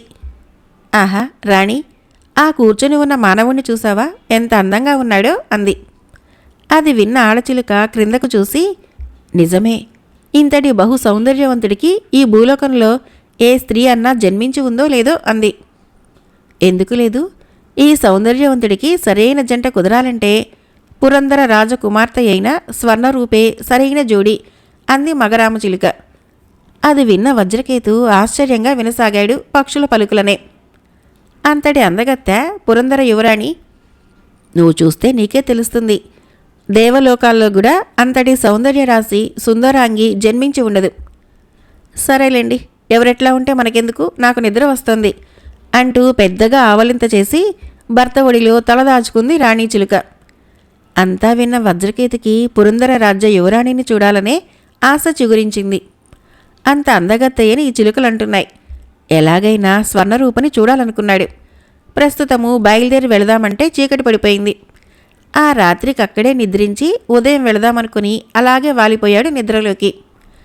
వెన్నెలరాజు ఆ అర్ధరాత్రి సమయంలో ఆ అరణ్యానికి దివ్యకాంతిని వెదజల్లుతున్నాడు. అదే సమయంలో ఆ అరణ్యంలో ఒక పుట్టలో నుంచి బుస్మంటూ పైకి వచ్చింది ఒక మహాసర్పం. దాని నెత్తిన నాగమణి కనిపిస్తోంది. ఆ దివ్యమణి యొక్క కాంతి ఆ చుట్టుపక్కల ప్రాంతాల్ని ప్రసరింపచేస్తోంది. ఆ సర్పం పడగని వంచి ఆ నాగమణిని ఆ పుట్ట మీద పెట్టి పుట్ట వదిలి బయటికి వచ్చి నిలబడింది. సరాసరి పాక్కుంటూ అక్కడున్న ఒక గుహలోపలికి ప్రవేశించింది. ఆ గుహలోపల పుష్పాలతో అలంకరించబడి కనిపిస్తుంది ఒక శివలింగం. ఆ సర్పము శివలింగం ముందుకు వెళ్ళి పడగ ముడుచుకొని పడుకుంది. మరుక్షణము ఆ మహాసర్పము ఒక నాగకన్యగా మారిపోయింది. భక్తిగా శివలింగానికి పూజింపసాగింది. పూజ ముగించుకున్న ఆ నాగకన్య తిరిగి యథారూపంగా సర్పంగా మారి గుహ బయటికి వచ్చింది. ముందుకు చూసిన ఆ సర్పము స్తంభించిపోయింది. ఎదురుగా వికృతాకార రాక్షసుడు పకపక అరణ్యమే దద్దరిల్లేలా నవ్వుతున్నాడు. ఆ రాక్షసుడిని చూసిన ఆ సర్పము గడగడలాడిపోయింది. తప్పించుకోవటానికి మరోవైపుకు తిరిగింది. ఆగు అని గద్దించాడు ఆ రాక్షసుడు. వెళ్ళిపోతున్న ఆ సర్పము టక్కున ఆగిపోయింది. ఈరోజు నా దగ్గర నుంచి తప్పించుకోలేవు సర్పవేణి అని అరిచాడు పర్వతంలా కదులుతున్న ఆ రాక్షసుడు. వజంబు, రోజు నన్నెందుకిలా వేధించుకొని తింటావు? నీకేం ద్రోహం చేశానని? ప్రతిరోజు ఇలాగే నా పూజకు ఆటంకం కలిగిస్తున్నావు. ఇది నీకు న్యాయమా అని అడిగింది ఆ సర్పం. చూడు సర్పవేణి, ఏమీ తెలియని నంగనాచిలా మాట్లాడకు. నీ అందానికి బానిసనై ప్రతి క్షణము తప్పించిపోతున్న నన్ను గ్రహించలేవా? నా కోరిక మన్నించి నన్ను వివాహం ఆడతానని మాటిచ్చే వరకు నిన్ను ఇలాగే పీడించుకొని తింటాను అంటూ మరొకసారి విరగబడి నవ్వాడు వజంబు అనే ఆ భయంకర రాక్షసుడు. చూడు వజంబు, నువ్వా రాక్షసుడివి, నేను నాగకన్యని. మనిద్దరికి ఎలా పొత్తు కుదురుతుంది అంది ఆ సర్పము నాగకన్య రూపం ధరిస్తూ. కుదుర్చుకుంటే సరిపోతుంది వెకిలిగా నవ్వాడు వజంబు. అశ్వము బిగ్గరగా సకిలించడంతో హాయిగా నిద్రిస్తున్న వజ్రకేతు ఉలిక్కిపడి ఒక ఉదుటన లేచి కూర్చున్నాడు. వజ్రకేతు ఆశ్చర్యంతో లేచి నిలబడ్డాడు. నడుముకున్న కైజార్ని దూసి ఆ శబ్దం వినవచ్చిన దిక్కుగా పరుగుదీశాడు. సర్పవేణి, చివరిసారిగా అడుగుతున్నాను, నన్ను వివాహం చేసుకోవటానికి అంగీకరిస్తావా లేదా? గద్దించి అడిగాడు వజంబు రాక్షసుడు. నాలో జీవం ఉన్నంతవరకు అంగీకరించను, కుండలు బ్రద్దలు కొట్టినట్లు కసిరింది సర్పవేణి. నాలోని ఓర్పును పరీక్షిస్తున్నావా సర్పవేణి? లేదు, నా అభిప్రాయాన్ని తెలుపుతున్నాను. తొలుగు, నేను వెళ్ళాలి అంటూ ముందుకు కదిలింది. ఆగు, ఎక్కడికి వెళ్తావే రాణి? ఇప్పుడే నేను ఎత్తుకుపోయి వివాహం ఆడతాను అంటూ వికటాట్టహాసంగా నవ్వుతూ సర్పవేణి చేయిని చటుక్కును పుచ్చుకున్నాడు వజంబు రాక్షసుడు. ఇంతలో అటువైపుగా వచ్చిన వజ్రకేతు ఆ రాక్షసుణ్ణి సర్పవేణిని చూసి టక్కున అక్కడున్న పొదల చాటున దాక్కొని జరగబోయే దాని గురించి నిరీక్షించసాగాడు. ఇహ భగవంతుడే దిగి వచ్చినా నిన్ను కాపాడలేడు, అందాల గోరింక రా అంటూ సర్పవేణిని ఎత్తి భుజాన వేసుకుని పగలబడి నవ్వుతూ అన్నాడు వజంబు. జరుగుతున్న అక్రమాన్ని చూడలేకపోయాడు వజ్రకేతు. వీరావేశంతో పొంగిపోతూ హఠాత్తుగా ఆ రాక్షసుడి ముందుకు దూకాడు. అకస్మాత్తుగా ఊడిపడ్డ వజ్రకేతుడిని చూసి క్షణం స్తంభించిపోయాడు వజంబు రాక్షసుడు. ఏ మర్యాదగా ఆమెని వదిలేసాయి అని అరిచాడు ఖడ్గాన్ని సరిచేసుకుంటూ వజ్రకేతు. ఆపద్బాంధవుడిలా ఉద్భవించిన వజ్రకేతుని చూసి భగవంతునికి కృతజ్ఞతలు తెలుపుకుంది. ఓరి నరుడా, ఈ నాటితో నీకు నరక ప్రాప్తే, కాచుకో అంటూ సర్పవేణిని క్రిందకు దింపి జై కాళీమాత అని అరిచాడు చేతిని ముందుకు చేస్తూ. తక్షణము అతని చేతిలో భయంకర ముళ్ళగదొకటి ప్రత్యక్షమైంది.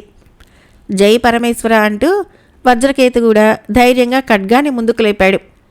గద ఖడ్గము ఒకటిగా కలుసుకున్నాయి. ఖణేల్ ఖణేల్ అనే శబ్దము ఆ చుట్టుపక్కల ప్రాంతాల్ని జలధరింపజేసింది. తీవ్ర యుద్ధం మొదలైంది. సర్పవేణి బిక్కుబిక్కుమంటూ ఒక మూలన నక్కి రాక్షస మానవుల పోరాటాన్ని గమనిస్తోంది.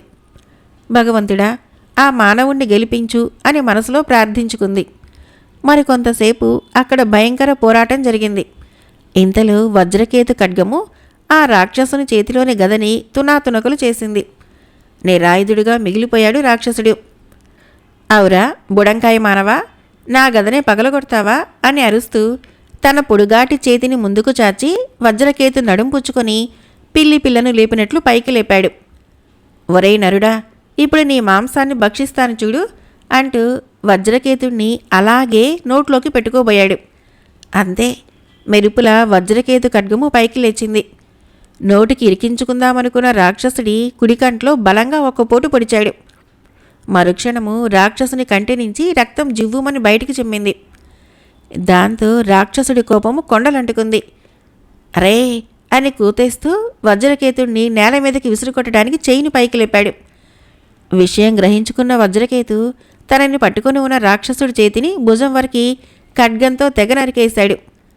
ఆ దెబ్బతో 10 ఏనుగులు గీంకరించినట్లు భీకరంగా అరుస్తూ కుంటుతూ నేలకూలాడు వజంబు రాక్షసుడు. వజ్రకేతు ఇంకా ఆలస్యం చేయలేదు. జింకలా పైకెగిరి నేలకూలిన రాక్షసుడి గుండెల్లో బలంగా ఒక పోటు పొడిచాడు.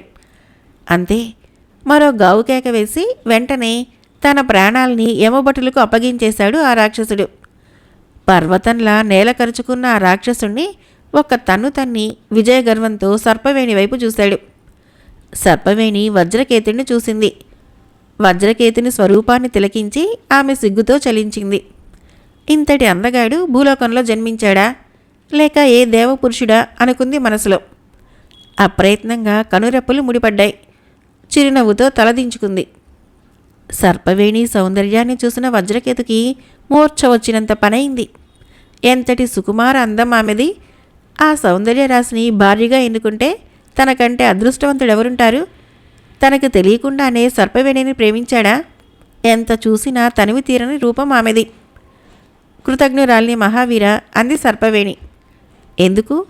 4 సంవత్సరాలుగా నన్ను వేధించుకొని తింటున్న వజంబు రాక్షసుని వధించి నన్ను కాపాడావు, అందుకే అంది నునుసిగ్గుతో తల వంచుకొని. అధికంగా పొగుడుతున్నావు. ఇంతకీ నీ పేరేమిటి? ఇలా ఒంటరిగా అది ఈ భయంకర కీకారణ్యంలోకి ఎందుకు వచ్చావు అని అడిగాడు వజ్రకేతు. నా పేరు సర్పవేణి, నేను నాగకన్యని. ఏమిటి నువ్వు నాగకన్య? విస్తుపోయాడు. అవును వీరా, నేను నాగకన్యనే. నేను నాగలోకాధిపతి నాగేంద్రుని మొదటి కుమార్తెను. నేను ప్రతిరోజు రాత్రి అదిగో ఆ కనపడే గుహలో ఉన్న శివలింగానికి పూజించి వెళ్తూ ఉంటాను అంది. అప్పటికే తెల్లారిపోయినట్లు అడవిలో ఏ అడవికోడో కొక్కరకో అని కూసింది. సర్పవేణి, నిన్ను కన్నులారా గాంచినందుకు నాకెంతో ఆనందంగా ఉంది. నేను వస్తాను అంటూ కదలబోయాడు వజ్రకేతు. అప్పుడే వెళ్ళిపోతున్నావా వీరా?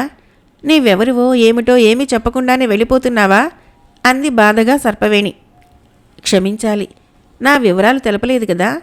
నా పేరు వజ్రకేతు. నేను విద్యోధర నగర సామ్రాజ్య యువరాజుని. విదేశాటనకై బయలుదేరుతున్నాను అని ముగించాడు. సంతోషం వజ్రకేతు.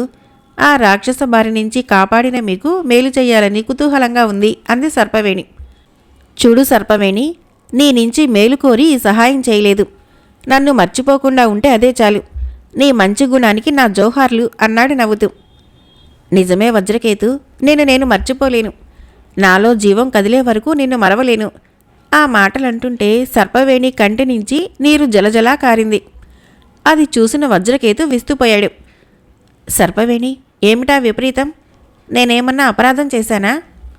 లేదు వజ్రకేతు, నువ్వేం అపరాధం చేయలేదు. నేనే అపరాధం చేశాను. ఏమిటి, నువ్వు అపరాధం చేశావా? నాకేం అర్థం కావటం లేదు. అవును వీరా, నిన్ను చూసిన క్షణము నాలో నేను ముద్రించుకున్నాను. నిన్ను ప్రేమించి అపరాధం చేశాను అంది మరింత బాధగా. అది విన్న వజ్రకేతు ఆనందంతో పొంగిపోయాడు. తన మనసులో ఉన్న కోరిక సర్పవేణి ద్వారా రావడంతో ఎంతో మురిసిపోయాడు. సర్పవేణి, నిజంగా నేను ధన్యుణ్ణి. నా ఆశ ఇంత త్వరలో నెరవేరుతుందనుకోలేదు. సాధారణ మానవుడైన నేను నిన్ను ప్రేమించానంటే నవ్విపోతావని ఆ నిజాన్ని నీతో చెప్పలేకపోయాను. దైవ ప్రమాణకంగా నేను నిన్ను ప్రేమిస్తున్నాను సర్పవేణి అంటూ ప్రేమగా ఆమె చేయి పుచ్చుకున్నాడు వజ్రకేతు. నిజంగానా యువరాజా? ఇంకా నా మీద నమ్మకం కుదరలేదా అంటూ తన చేతి వజ్రపుటుంగరాన్ని సుకుమారమైన సర్పవేణి వ్రేలికి తొడుగుతూ, ఈ క్షణం నుంచి నువ్వు నా ధర్మపత్నివి సర్పవేణి అన్నాడు. అది విన్న సర్పవేణి ఆనంద బాష్పాలు రాలుస్తూ అతనికి పాదాభివందనం చేసింది. లే సర్పవేణి అంటూ పైకి లేవనెత్తాడు. వెంటనే సర్పవేణి కూడా తన చేతికున్న సర్పాకార ఉంగరాన్ని తీసి వజ్రకేతుని చేతికి మార్చింది. వారిద్దరి గాంధర్వ వివాహం అలా జరిగింది. స్వామి, మిమ్మల్ని భర్తగా పొందినందుకు నేనెంతో గర్వపడుతున్నాను. నీ వంటి వీరుడు నాకు పతిగా దక్కుతాడని కలలో కూడా ఊహించలేదు. అవును స్వామి, మరొక విషయం. ఏమిటి? నేను మీ కొసగిన ఉంగరము శక్తివంతమైనది. అది ధరిస్తే ఆకాశంలో పయనించవచ్చు. నిజంగానా? ఆశ్చర్యంగా అడిగాడు ఉంగరాన్ని చూస్తూ.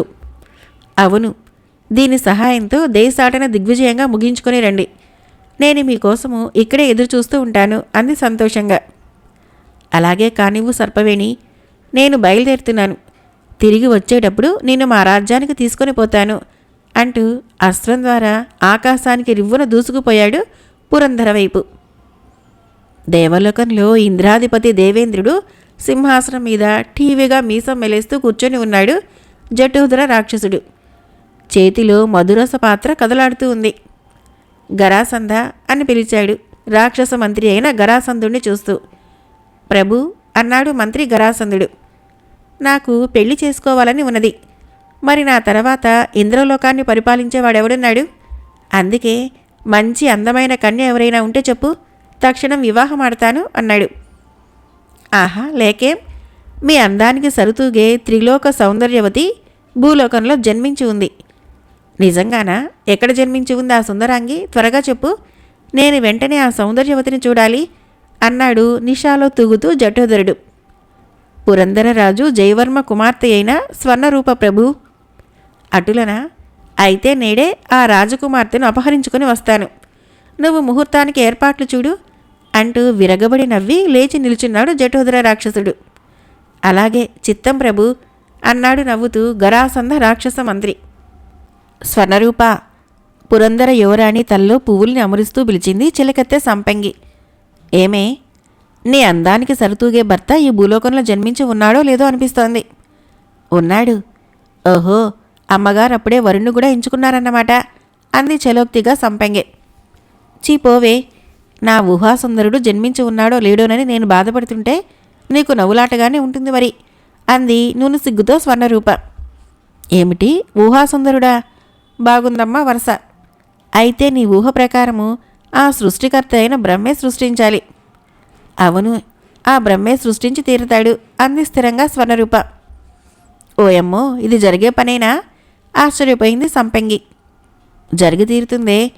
3 రోజుల క్రితము ఒక రాత్రి ఆ బ్రహ్మదేవుడే నా కలలో కనిపించి నా ఊహాసుందరుడు ఉన్నాడు, త్వరలో నేను మనవాడతాడని చెప్పాడే అంది ముసిముసిగా నవ్వుతూ. కలలు నిజం కావు యువరాణి అంది సంపంగి. అయితే ఈ జన్మకు నాకు పెళ్లి కాదు, కన్యగానే ఉండిపోతాను. నా స్వప్నసుందరుడు కనిపిస్తే తప్ప అంది దృఢంగా ఒకసారి అంతఃపురాన్ని కలయి చూస్తూ. ఇంతలో సంపెంగి ఉలిక్కిపడింది. ఏంటే ఉలిక్కిపడ్డావు అని అడిగింది. యువరాణి, అలా ఆకాశం వైపు చూడు, ఎవరో అశ్వం మీద గగన మార్గాన పయనిస్తున్నాడు అంటూ అడ్డు చూపింది. స్వర్ణరూప నమ్మలేనట్లుగా పైకి చూసింది. నిజమే, ఇంద్రాశ్వం మీద ఠీవిగా ప్రయాణిస్తూ వస్తున్నాడు వజ్రకేతు. అతడు కూడా యువరాణి స్వర్ణరూప అంతఃపురం వైపే వస్తున్నాడు. సంపంగి, అతడు మానవుడా లేక ఏ గంధర్వుడోనా సందిగ్ధంగా అడిగింది స్వర్ణరూప. ఇంతలో ఆకాశం నుంచి అంతఃపురం వైపు దిగసాగింది అశ్వము. క్రిందకు దిగుతున్న కొద్దీ వజ్రకేతుని సుందర రూపము వారికి స్పష్టంగా కనిపించింది. వజ్రకేతుని చూసిన స్వర్ణరూప మరింతగా ఉలిక్కిపడింది. ఏమిటి యువరాణి, తమరిప్పుడు ఉలిక్కిపడ్డారు అని అడిగింది. ఉలిక్కిపడటం కాదే మందబుద్ధి, అతడేనే, అతడే అంది సంతోషంగా. ఓహో, అమ్మగారి ఆశ ఫలించిందనమాట. కోరుకున్న వరుడే నీ దగ్గరికి వస్తున్నాడనమాట అంది నవ్వుతూ. చీపో అంది సిగ్గుతో కళ్ళు మూసుకుంటూ. సరేలమ్మా, నీకు తోడు నీ ప్రియుడు వస్తున్నాడుగా, మధ్యలో నేనెందుకు అంటూ చెరచెర అంతఃపురం నుంచి వెళ్ళిపోయింది. స్వర్ణరూపని కళ్ళారా గాంచిన వజ్రకేతు అరణ్యంలో చిలుకలు చెప్పిన మాటలు అసత్యం కాదనిపించింది. నిజంగానే స్వర్ణరూప త్రిలోక సౌందర్యవతి. స్వర్ణరూపని కళ్ళారా చూసిన వజ్రకేతు క్షణకాలము తన గాంధర్వ వివాహం ఆడిన సర్పవేణినే మర్చిపోయాడు. స్వర్ణరూప సంభ్రమాశ్చర్యాలతో తలదించుకుని నిలబడి ఉంది. ఆమె వెనుకగానే అంతఃపురంలో వజ్రకేతు అశ్వం దిగింది. అశ్వం నుంచి హుందాగా దిగి స్వర్ణరూప దగ్గరికి వచ్చి నిలబడ్డాడు. సిగ్గుతో తలెత్తలేకుండా పోయింది. స్వర్ణరూప అని ప్రేమగా పిలిచాడు. స్వప్నసుందరుడు ప్రత్యక్షమవ్వడంతో ఏమీ మాట్లాడలేకపోయింది. స్వర్ణ, నన్ను వివాహం ఆడటానికి నీకు ఇష్టమేనా? స్వర్ణరూప తన కురుల నుంచి ఒక పువ్వు తీసి టక్కున అతని చేతిలో పెట్టి సిగ్గుతో అక్కడి నుంచి పరిగెత్తుకుని వెళ్ళిపోయింది. విజయగర్వంతో చిరుమందహాసము వజ్రకేతు పెదవుల మీద మెరిసింది. తక్షణము అశ్వాన్ని అధిరోహించాడు ఆనందంగా. పురందర రాజ్యసభ ఆస్థాన కవులతో కళకళలాడే ప్రజలతో వెలిగిపోతుంది. మహారాజు జయవర్మ వజ్రకేతుని సకల మర్యాదలతో ఆహ్వానించాడు. తన రాజ్యానికి వజ్రకేతువు వచ్చినందుకు అతని తండ్రి బబ్రుకేతు వచ్చినంతగా ఆనందపడ్డాడు. ఇంతకీ నీ వచ్చిన విషయం ఏమిటో అని అడిగాడు మర్యాదల అనంతరం. వివాహ విషయంగా మాట్లాడదామని వచ్చాను మహారాజా అన్నాడు వజ్రకేతు. ఏ రాజకుమార్ని మనవాడాలనుకుంటున్నావు? మీ కుమార్తె స్వర్ణరూపని చేసుకోవాలని వచ్చాను మహారాజా.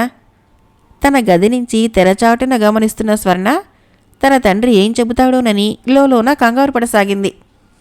వజ్రకేతు అన్న మాటలకి జయవర్మ ఉలిక్కిపడి సర్దుకున్నాడు. మహారాజా, నా తెలివితేటలు, నా వీరత్వాన్ని పరీక్షించి ఆపై మీ కుమార్తెని వివాహమాడే అర్హత ఉంటేనే నాకిచ్చి వివాహం చేయండి అన్నాడు మళ్ళీ వజ్రకేతు. అలాగే యువరాజా, నిర్ణయించిన పరీక్షలో నెగ్గితేనే నా కుమార్తె నీకు దక్కుతుంది అన్నాడు రాజు. లేకుంటే తల మీద వెంట్రుకల్ని నున్నగా గొరిగించి సున్నపు బొట్లు పెట్టి పంగనామాలు వేసి గాడిదల మీద ఊరేగింపు చేస్తారు. అది నీకు సమ్మతమేనా అన్నాడు మంత్రి జ్ఞానేంద్రుడు. అందుకు చిరునవ్వు నవ్వి, అలాగే, నేడే మీ పోటీకి ఏర్పాటు చేయండి అన్నాడు ధైర్యంగా. బాగా ఆలోచించుకో యువరాజా, ఇప్పటికి 60 మంది రాజకుమారులు ఆ పోటీలో నెగ్గలేక గుండ్లు కొట్టించుకొని అవమాన పాలయ్యారు.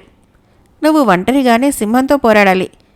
కానీ శరీరం మీద చిన్న గాయం కూడా తగలకూడదు. ఇందుకు ఇష్టమేనా అని అడిగాడు మంత్రి. నేను సిద్ధమే, తక్షణం ఏర్పాటు చేయండి అన్నాడు వీరావేశంతో వజ్రకేతుడు. మరికొంతసేపటికి క్రీడారంగస్థలంలో పెద్ద కంచె ఏర్పాటు చేశారు. అందులో మదించిన పెద్ద సింహాన్ని వదిలారు. వజ్రకేతు వెంటనే గుడ్డ పీలికలను తెప్పించి శరీరం నిండా చుట్టుకున్నాడు. తల నుంచి క్రింద పాదాల వరకు పూర్తిగా గుడ్డ పేలికల్ని పొరలు పొరలుగా చుట్ట కట్టేసుకున్నాడు. కళ్లకు మాత్రము కనిపించేలా చిన్న చిన్న రంధ్రాలు ఏర్పరచుకున్నాడు. జై పరమేశ్వర అంటూ సింహం ముందుకు దూకాడు వజ్రకేతు. ఆ వింత పోటీని చూడటానికి తండోపతండాలుగా పురందర రాజ్య ప్రజలంతా గుమ్ముగూడి ఆశ్చర్యంగా చూడసాగారు. రాజదంపతులతో పాటు యువరాణి కూడా ఎత్తైన వేదిక మీద కూర్చొని ఉన్నారు. రాజపరివారం మొత్తము ఆ పోటీని తిలకించసాగారు. ఒంటరిగా భూతంలా తన ముందుకు దూకిన వజ్రకేతును చూడడంతో ఆ మదించిన సింహము భయంకర గర్జన చేసింది. ఆ అరుపు విన్న ప్రజలు ఉలిక్కిపడ్డారు. పసిపిల్లలు బెదిరిపోయి కేర్ కేర్మని కేరింతలు పెట్టసాగారు. యువరాణి స్వర్ణరూప, స్వామి నువ్వే శరణ్యం అని మొక్కుకుంది మనసులో. వజ్రకేతు ఆ సింహాన్ని ఉసుకొల్పుతున్నట్లు ఆయ్ అంటూ తొడలు చరిచాడు. అంతే, భీకరంగా అరుస్తూ వజ్రకేతువు మీదకు దూకింది సింహం. నోరు తెరిచి మీదకొచ్చిన సింహాన్ని అలాగే ఒక చేత్తో ఒడిసి పట్టుకొని మరొక చెయ్యిని దాని నోట్లోకి కుక్కాడు. అది కసుక్కున కరిచింది. కానీ దాని నోటికి కండ బదులు గుడ్డ పేలికలు చిక్కాయి. అలాగే పిడికిలు బిగించి దాని పొట్టలో ఒక్క పోటు పొడిచాడు బలంగా. అది వెళ్ళి 4 అడుగుల దూరంలో ఎగిరిపడింది. దాంతో వెర్రి కోపంతో పంజా విప్పి జింకలా పైకెగిరి ఫట్మని అతని వీపు మీద బాదింది. పాపం, దాని పంజా కూడా గుడ్డ పేలికలే చిక్కాయి. అంతే, పరుగు లంఘించుకున్నాడు వజ్రకేతు. సింహము భీకరనాదం చేస్తూ కొండలు కదిలేలా అరుస్తూ వజ్రకేతు వెంటపడింది. వజ్రకేతు ఆగకుండా ఆ కంచె చుట్టూరా మెరుపు వేగంతో పరుగు తీయసాగాడు. సింహం కూడా మంచి ఆకలి మీదుందేమో పట్టు వదలకుండా వజ్రకేతుడి వెంటే గిరగిరా తిరగసాగింది. వజ్రకేతు అలా 3 గంటలు గిరగిరా తిరిగి దాన్ని తిరిగేలా చేశాడు. కొంతసేపటికి పరుగు తీసి తీసి కాళ్ళు కీళ్ళు నొప్పులేసి రొప్పుతూ నిలబడిపోయింది. అంతే, ఎగిరి దాని పొట్టలో తన్నాడు. ధబీమని నేలకూలి మళ్ళీ లేచి నిలబడింది. వరసబెట్టి అలాగే 25 తన్నులు తన్నాడు. చేసేది లేక ఓడిపోయానన్నట్లు అలసటతో వజ్రకేతువు యొక్క ఇనపపోట్లకి నేల కూలింది. వజ్రకేతు అంతటితో ఆపలేదు. నేల కూలిన సింహం నోరుని పట్టి 2గా చీల్చి సర్రుమని లాగాడు. మరుక్షణము దాని నోరు 2గా చీలి దవడల నుంచి రక్తం కారుతూ ఒక్క గావుకేక వేసి ప్రాణాలు విడిచింది. ఇదంతా చూస్తున్న ప్రజలు చప్పట్లు కొడుతూ మహదానందంగా వజ్రకేతుకి హర్షధ్వనులు పలికారు. జేజేలు కొట్టారు. మహామంత్రి వజ్రకేతు తెలివికి, అతడి ధైర్య సాహసాలకి విస్తుపోయాడు. మహారాజు జయవర్మ విభ్రాంతుడయ్యాడు. యువరాణి స్వర్ణరూప గుండెల నిండా ఆనందంగా గాలి పీల్చుకుంది. వజ్రకేతు అప్పటికప్పుడే శరీరానికి చుట్టుకున్న గుడ్డ పేలికల్ని ఊడదీశాడు. అతడి శరీరానికి చిల్లి గవ్వంత గాయం కూడా తగలేదు. వజ్రకేతు విజయగర్వంతో కంచెలో నుండే ఓరకంట యువరాణిని గమనించాడు. ఆమె ఆనందంగా ఎవరికీ తెలియకుండా చెయ్యి ఊపింది. వజ్రకేతు వైపే చూస్తుంది. మహారాజు అక్కడే ప్రజలందరి ఎదుట తన నోటితో ఇలా అన్నాడు. మహాజనులారా, నా కుమార్తె స్వయంవరానికై పెట్టిన పరీక్షలో నెగ్గిన విద్యోధర నగర సామ్రాజ్యపు మహారాజు, నా చిరకాల స్నేహితుడు బబ్రుకేతువు యొక్క కుమారుడు వజ్రకేతుకి రేపు ఉదయము సూర్యోదయమైన శుభముహూర్తంలో నా కుమార్తె స్వర్ణరూపకు కాళికాలయంలో వివాహం జరుగుతుంది. కావున ప్రజలంతా విచ్చేసి వధూవరుల్ని ఆశీర్వదింప ప్రార్థన అని ముగించాడు జయవర్మ. అది విన్న ప్రజలంతా ఆనందంగా అంగీకరించారు. అంతటి తెలివివంతుడు, ధైర్యశాలి, సద్గుణాలతో కూడిన అందగాడికి స్వర్ణరూపనిచ్చి వివాహం చేయటము సవ్యమేనని జయధ్వనులు పలికారు. ఆ రోజు సకల మర్యాదలతో వజ్రకేతుకి రాజకోటలోనే విడిది ఏర్పాటు చేశాడు జయవర్మరాజు. మరువరాని విందు చేశాడు. విందు అయిపోగానే హాయిగా తనకి ఏర్పాటు చేసిన హంసికా తల్పం మీద నడుం వాల్చాడు వజ్రకేతు. అప్పటికే సూర్యాస్తమయమయ్యి ప్రకృతి వాతావరణం చీకటిలోకి ప్రవేశించింది. వెన్నెలరాజు ఆనందంగా భూమి వైపు తొంగి చూశాడు. స్వర్ణరూప తెల్లవారగానే జరగబోయే మధురానుభూతుల్ని తలుచుకుంటూ పరుపు మీద అటు ఇటు పొర్లుతోంది. అక్కడ వజ్రకేతు పరిస్థితి అదే. పెళ్లి కాబోయే ప్రతి వధువు, ప్రతి వరుడు పడే వేదనే అది. చక్కటి కలలు కంటూ తనకు తెలియకుండానే అప్రయత్నంగా నిద్రాదేవి ఒడిలోకి ఒదిగిపోయింది స్వర్ణరూప. రాజదర్బారే నిద్రాసాగరంలో మునిగిపోయింది. సమయచక్రము భారంగా తిరుగుతోంది. అర్ధరాత్రి దాటిపోయింది. ప్రపంచమే ప్రశాంతంగా ఉంది. అదే సమయంలో ఆకాశాన పుష్పక వాహనం మీద పయనిస్తున్నాడు ప్రస్తుతము ఇంద్రాధిపతి జటోధర జటల రాక్షసుడు. నిశ్శబ్దంగా ప్రయాణిస్తూ పురందర రాజకోటను చేరుకున్నాడు. యువరాణి అంతఃపురంలోకి అడుగుపెట్టాడు. స్వర్ణరూప నిద్రిస్తున్న గదికి వెళ్ళి తల్పం ముందు నిల్చున్నాడు. కాబోయే వివాహాన్ని గురించి కలలు కంటూ అమాయకంగా నిద్రిస్తుంది ఆ సుందరాంగి. నిద్రలో కూడా ఆమె ముఖార విందము నవ్వుతున్నట్లుంది. ఆమె అందాన్ని, ఆ త్రిలోక సౌందర్యాన్ని చూసిన జటోధరుడికి మూర్ఛ వచ్చినంత పనైంది. ఆహా, ఈమె నా మంత్రి చెప్పిన దానికంటే 100 రెట్లు సౌందర్యంగానే ఉన్నది. తప్పకుండా ఈ సుందరాంగిని నేను వివాహమాడవలసిందే అనుకుంటూ లొట్టలు వేసుకున్నాడు. చప్పుడు విన్న స్వర్ణరూప దిగ్గున లేచింది. తక్షణము ఆమె నోరు మూసేశాడు రాక్షసుడు. ఆ రాక్షసుని చేతిలో పువ్వులా నలిగిపోతూ గిలగిలా గింజుకోసాగింది. జటోదరుడు ఆలసించలేదు.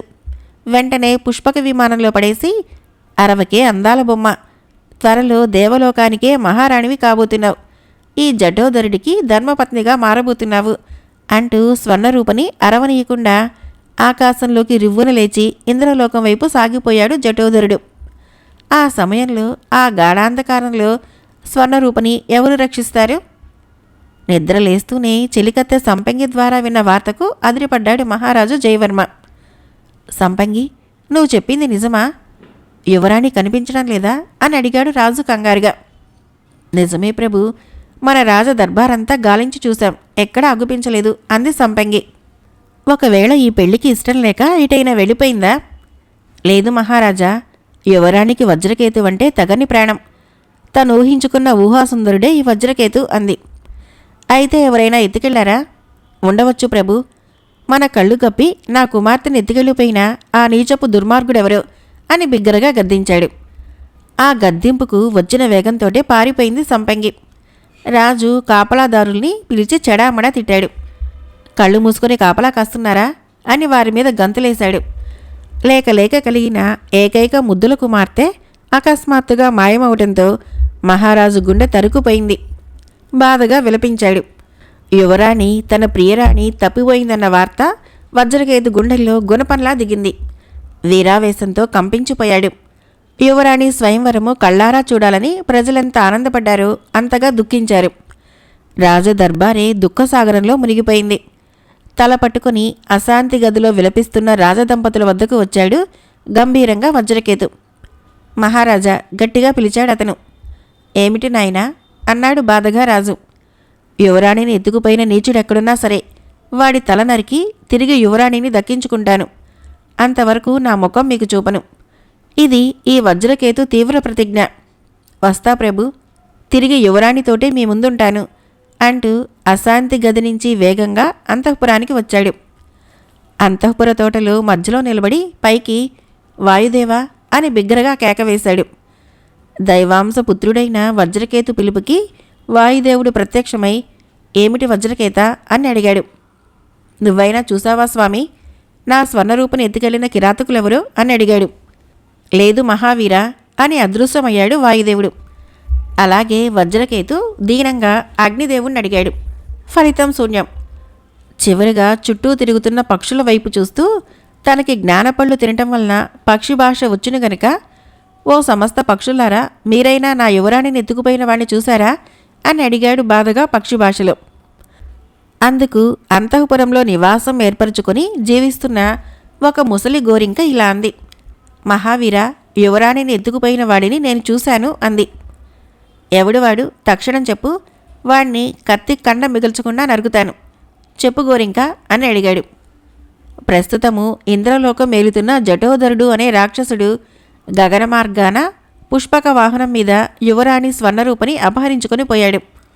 రాత్రి నాకు ఆరోగ్యం బాగోలేక దగ్గుతూ కూర్చుంటే ఆ దృశ్యాన్ని చూడగలిగాను. పైగా వయసు ముదిరిన దాన్ని నిద్రపట్టక ఆ పాపానికి నా కళ్ళారా చూశాను అంది ఆ ముసల గోరింక కిక్కిక్కని దగ్గుతూ. రాక్షసుడా ఎత్తుకెళ్ళింది? గోరింక, విషయం చెప్పి నాకు సహాయం చేసినందుకు నా మనఃపూర్వక కృతజ్ఞతాంజలి సమర్పించుకుంటున్నాను అన్నాడు. రాక్షసుడు ఎత్తుకుపోయాడు సరే, కానీ ఇంద్రలోకం ఎక్కడుందో, ఎటు వెళ్లాలో, ఎక్కడో పైలోకంలో ఉన్నట్లు తన గురువు చెప్పగా విన్నాడు. అది తనకు సాధ్యమయ్యే పనైనా తన స్వర్ణరూపని తిరిగి దక్కించుకోగలడా? ఇంతలో ఆలోచనలు చెదరగొడుతున్నట్లు స్వామి అన్న పిలుపుకు ఉలిక్కిపడి అటు ఇటు చూశాడు. ఎవరూ కనిపించలేదు. నేనే స్వామి, మీ చేతి ఉంగరాన్ని చూడండి అన్న మాటలు తిరిగి వినిపించాయి. అది విన్న వజ్రకేతు ఆశ్చర్యంగా సర్పవేణి బహుకరించిన ఉంగరం వైపు చూశాడు. ఆ ఉంగరంలో చిరునవ్వులు చిందిస్తూ కనిపించింది నాగకన్య సర్పవేణి. సర్పవేణి అన్నాడు ప్రేమగా చూస్తూ. స్వామి, దిగులు పడకండి. మీ చేతికున్న నా ఉంగరము దివ్యశక్తి కలదని చెప్పాను కదా. ఉంగరాన్ని తలుచుకొని ఇంద్రలోకం వెళ్ళాలి అనుకోండి, మరుక్షణం ఆ లోకంలో ఉంటారు. వెంటనే వెళ్ళి నా చెల్లి స్వర్ణరూపని కాపాడండి అంటూ చిరునవ్వుతోనే ఉంగరం నుంచి అంతర్ధానమైంది సర్పవేణి. కృతజ్ఞుని వేణి, అని ఆ ఉంగరాన్ని ముద్దు పెట్టుకున్నాడు ప్రేమగా. వెంటనే ఇంద్రా అని అశ్వాన్ని కేకేశాడు. దేవేంద్రలోక అంతఃపురంలో ఇంకా అలుకెందుకే చిలక అంటూ అపహరించుకొని వచ్చిన స్వర్ణరూపని తాకపోయాడు జటోధరుడు. చి దగ్గరికి రాకు దుర్మార్గుడా, దొంగతనంగా ఎత్తుకొచ్చింది చాలక పైగా నీ రాక్షస ముఖాన్ని పెళ్లి చేసుకోమంటావా?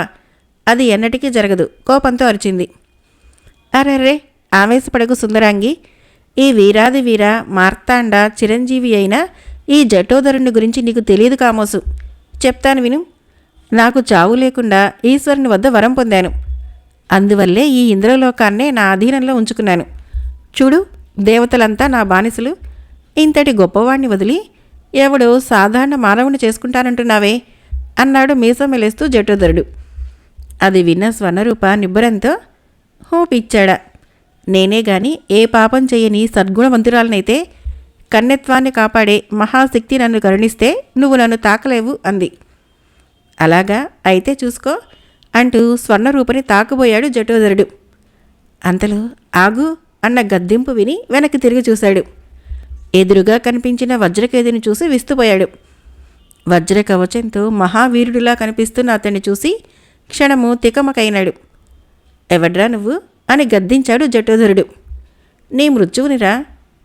నేను మృత్యుంజయునిరా మానవ. మాటలు కట్టిపెట్టి మర్యాదగా స్వర్ణరూపని విడిచిపెట్టు. నోరు ముయ్యిరా చవట మానవ. ఇంత కష్టపడి ఎత్తుకొచ్చి పువ్వులా నీ చేతిలో పెట్టడానికి అనుకుంటున్నావా? తోక ముడుచుకొని వచ్చిన దారి వెంటే పారిపో, లేదా అన్యాయంగా చస్తావు. చచ్చేది నువ్వా నేనా? నీ చావు దగ్గరికొచ్చే నా కంట పడ్డావురా, చావటానికి సిద్ధంగా ఉండు అంటూ ఊహించని విధంగా ఎగిరి వజ్రకేతు గుండెల్లో తన్నాడు.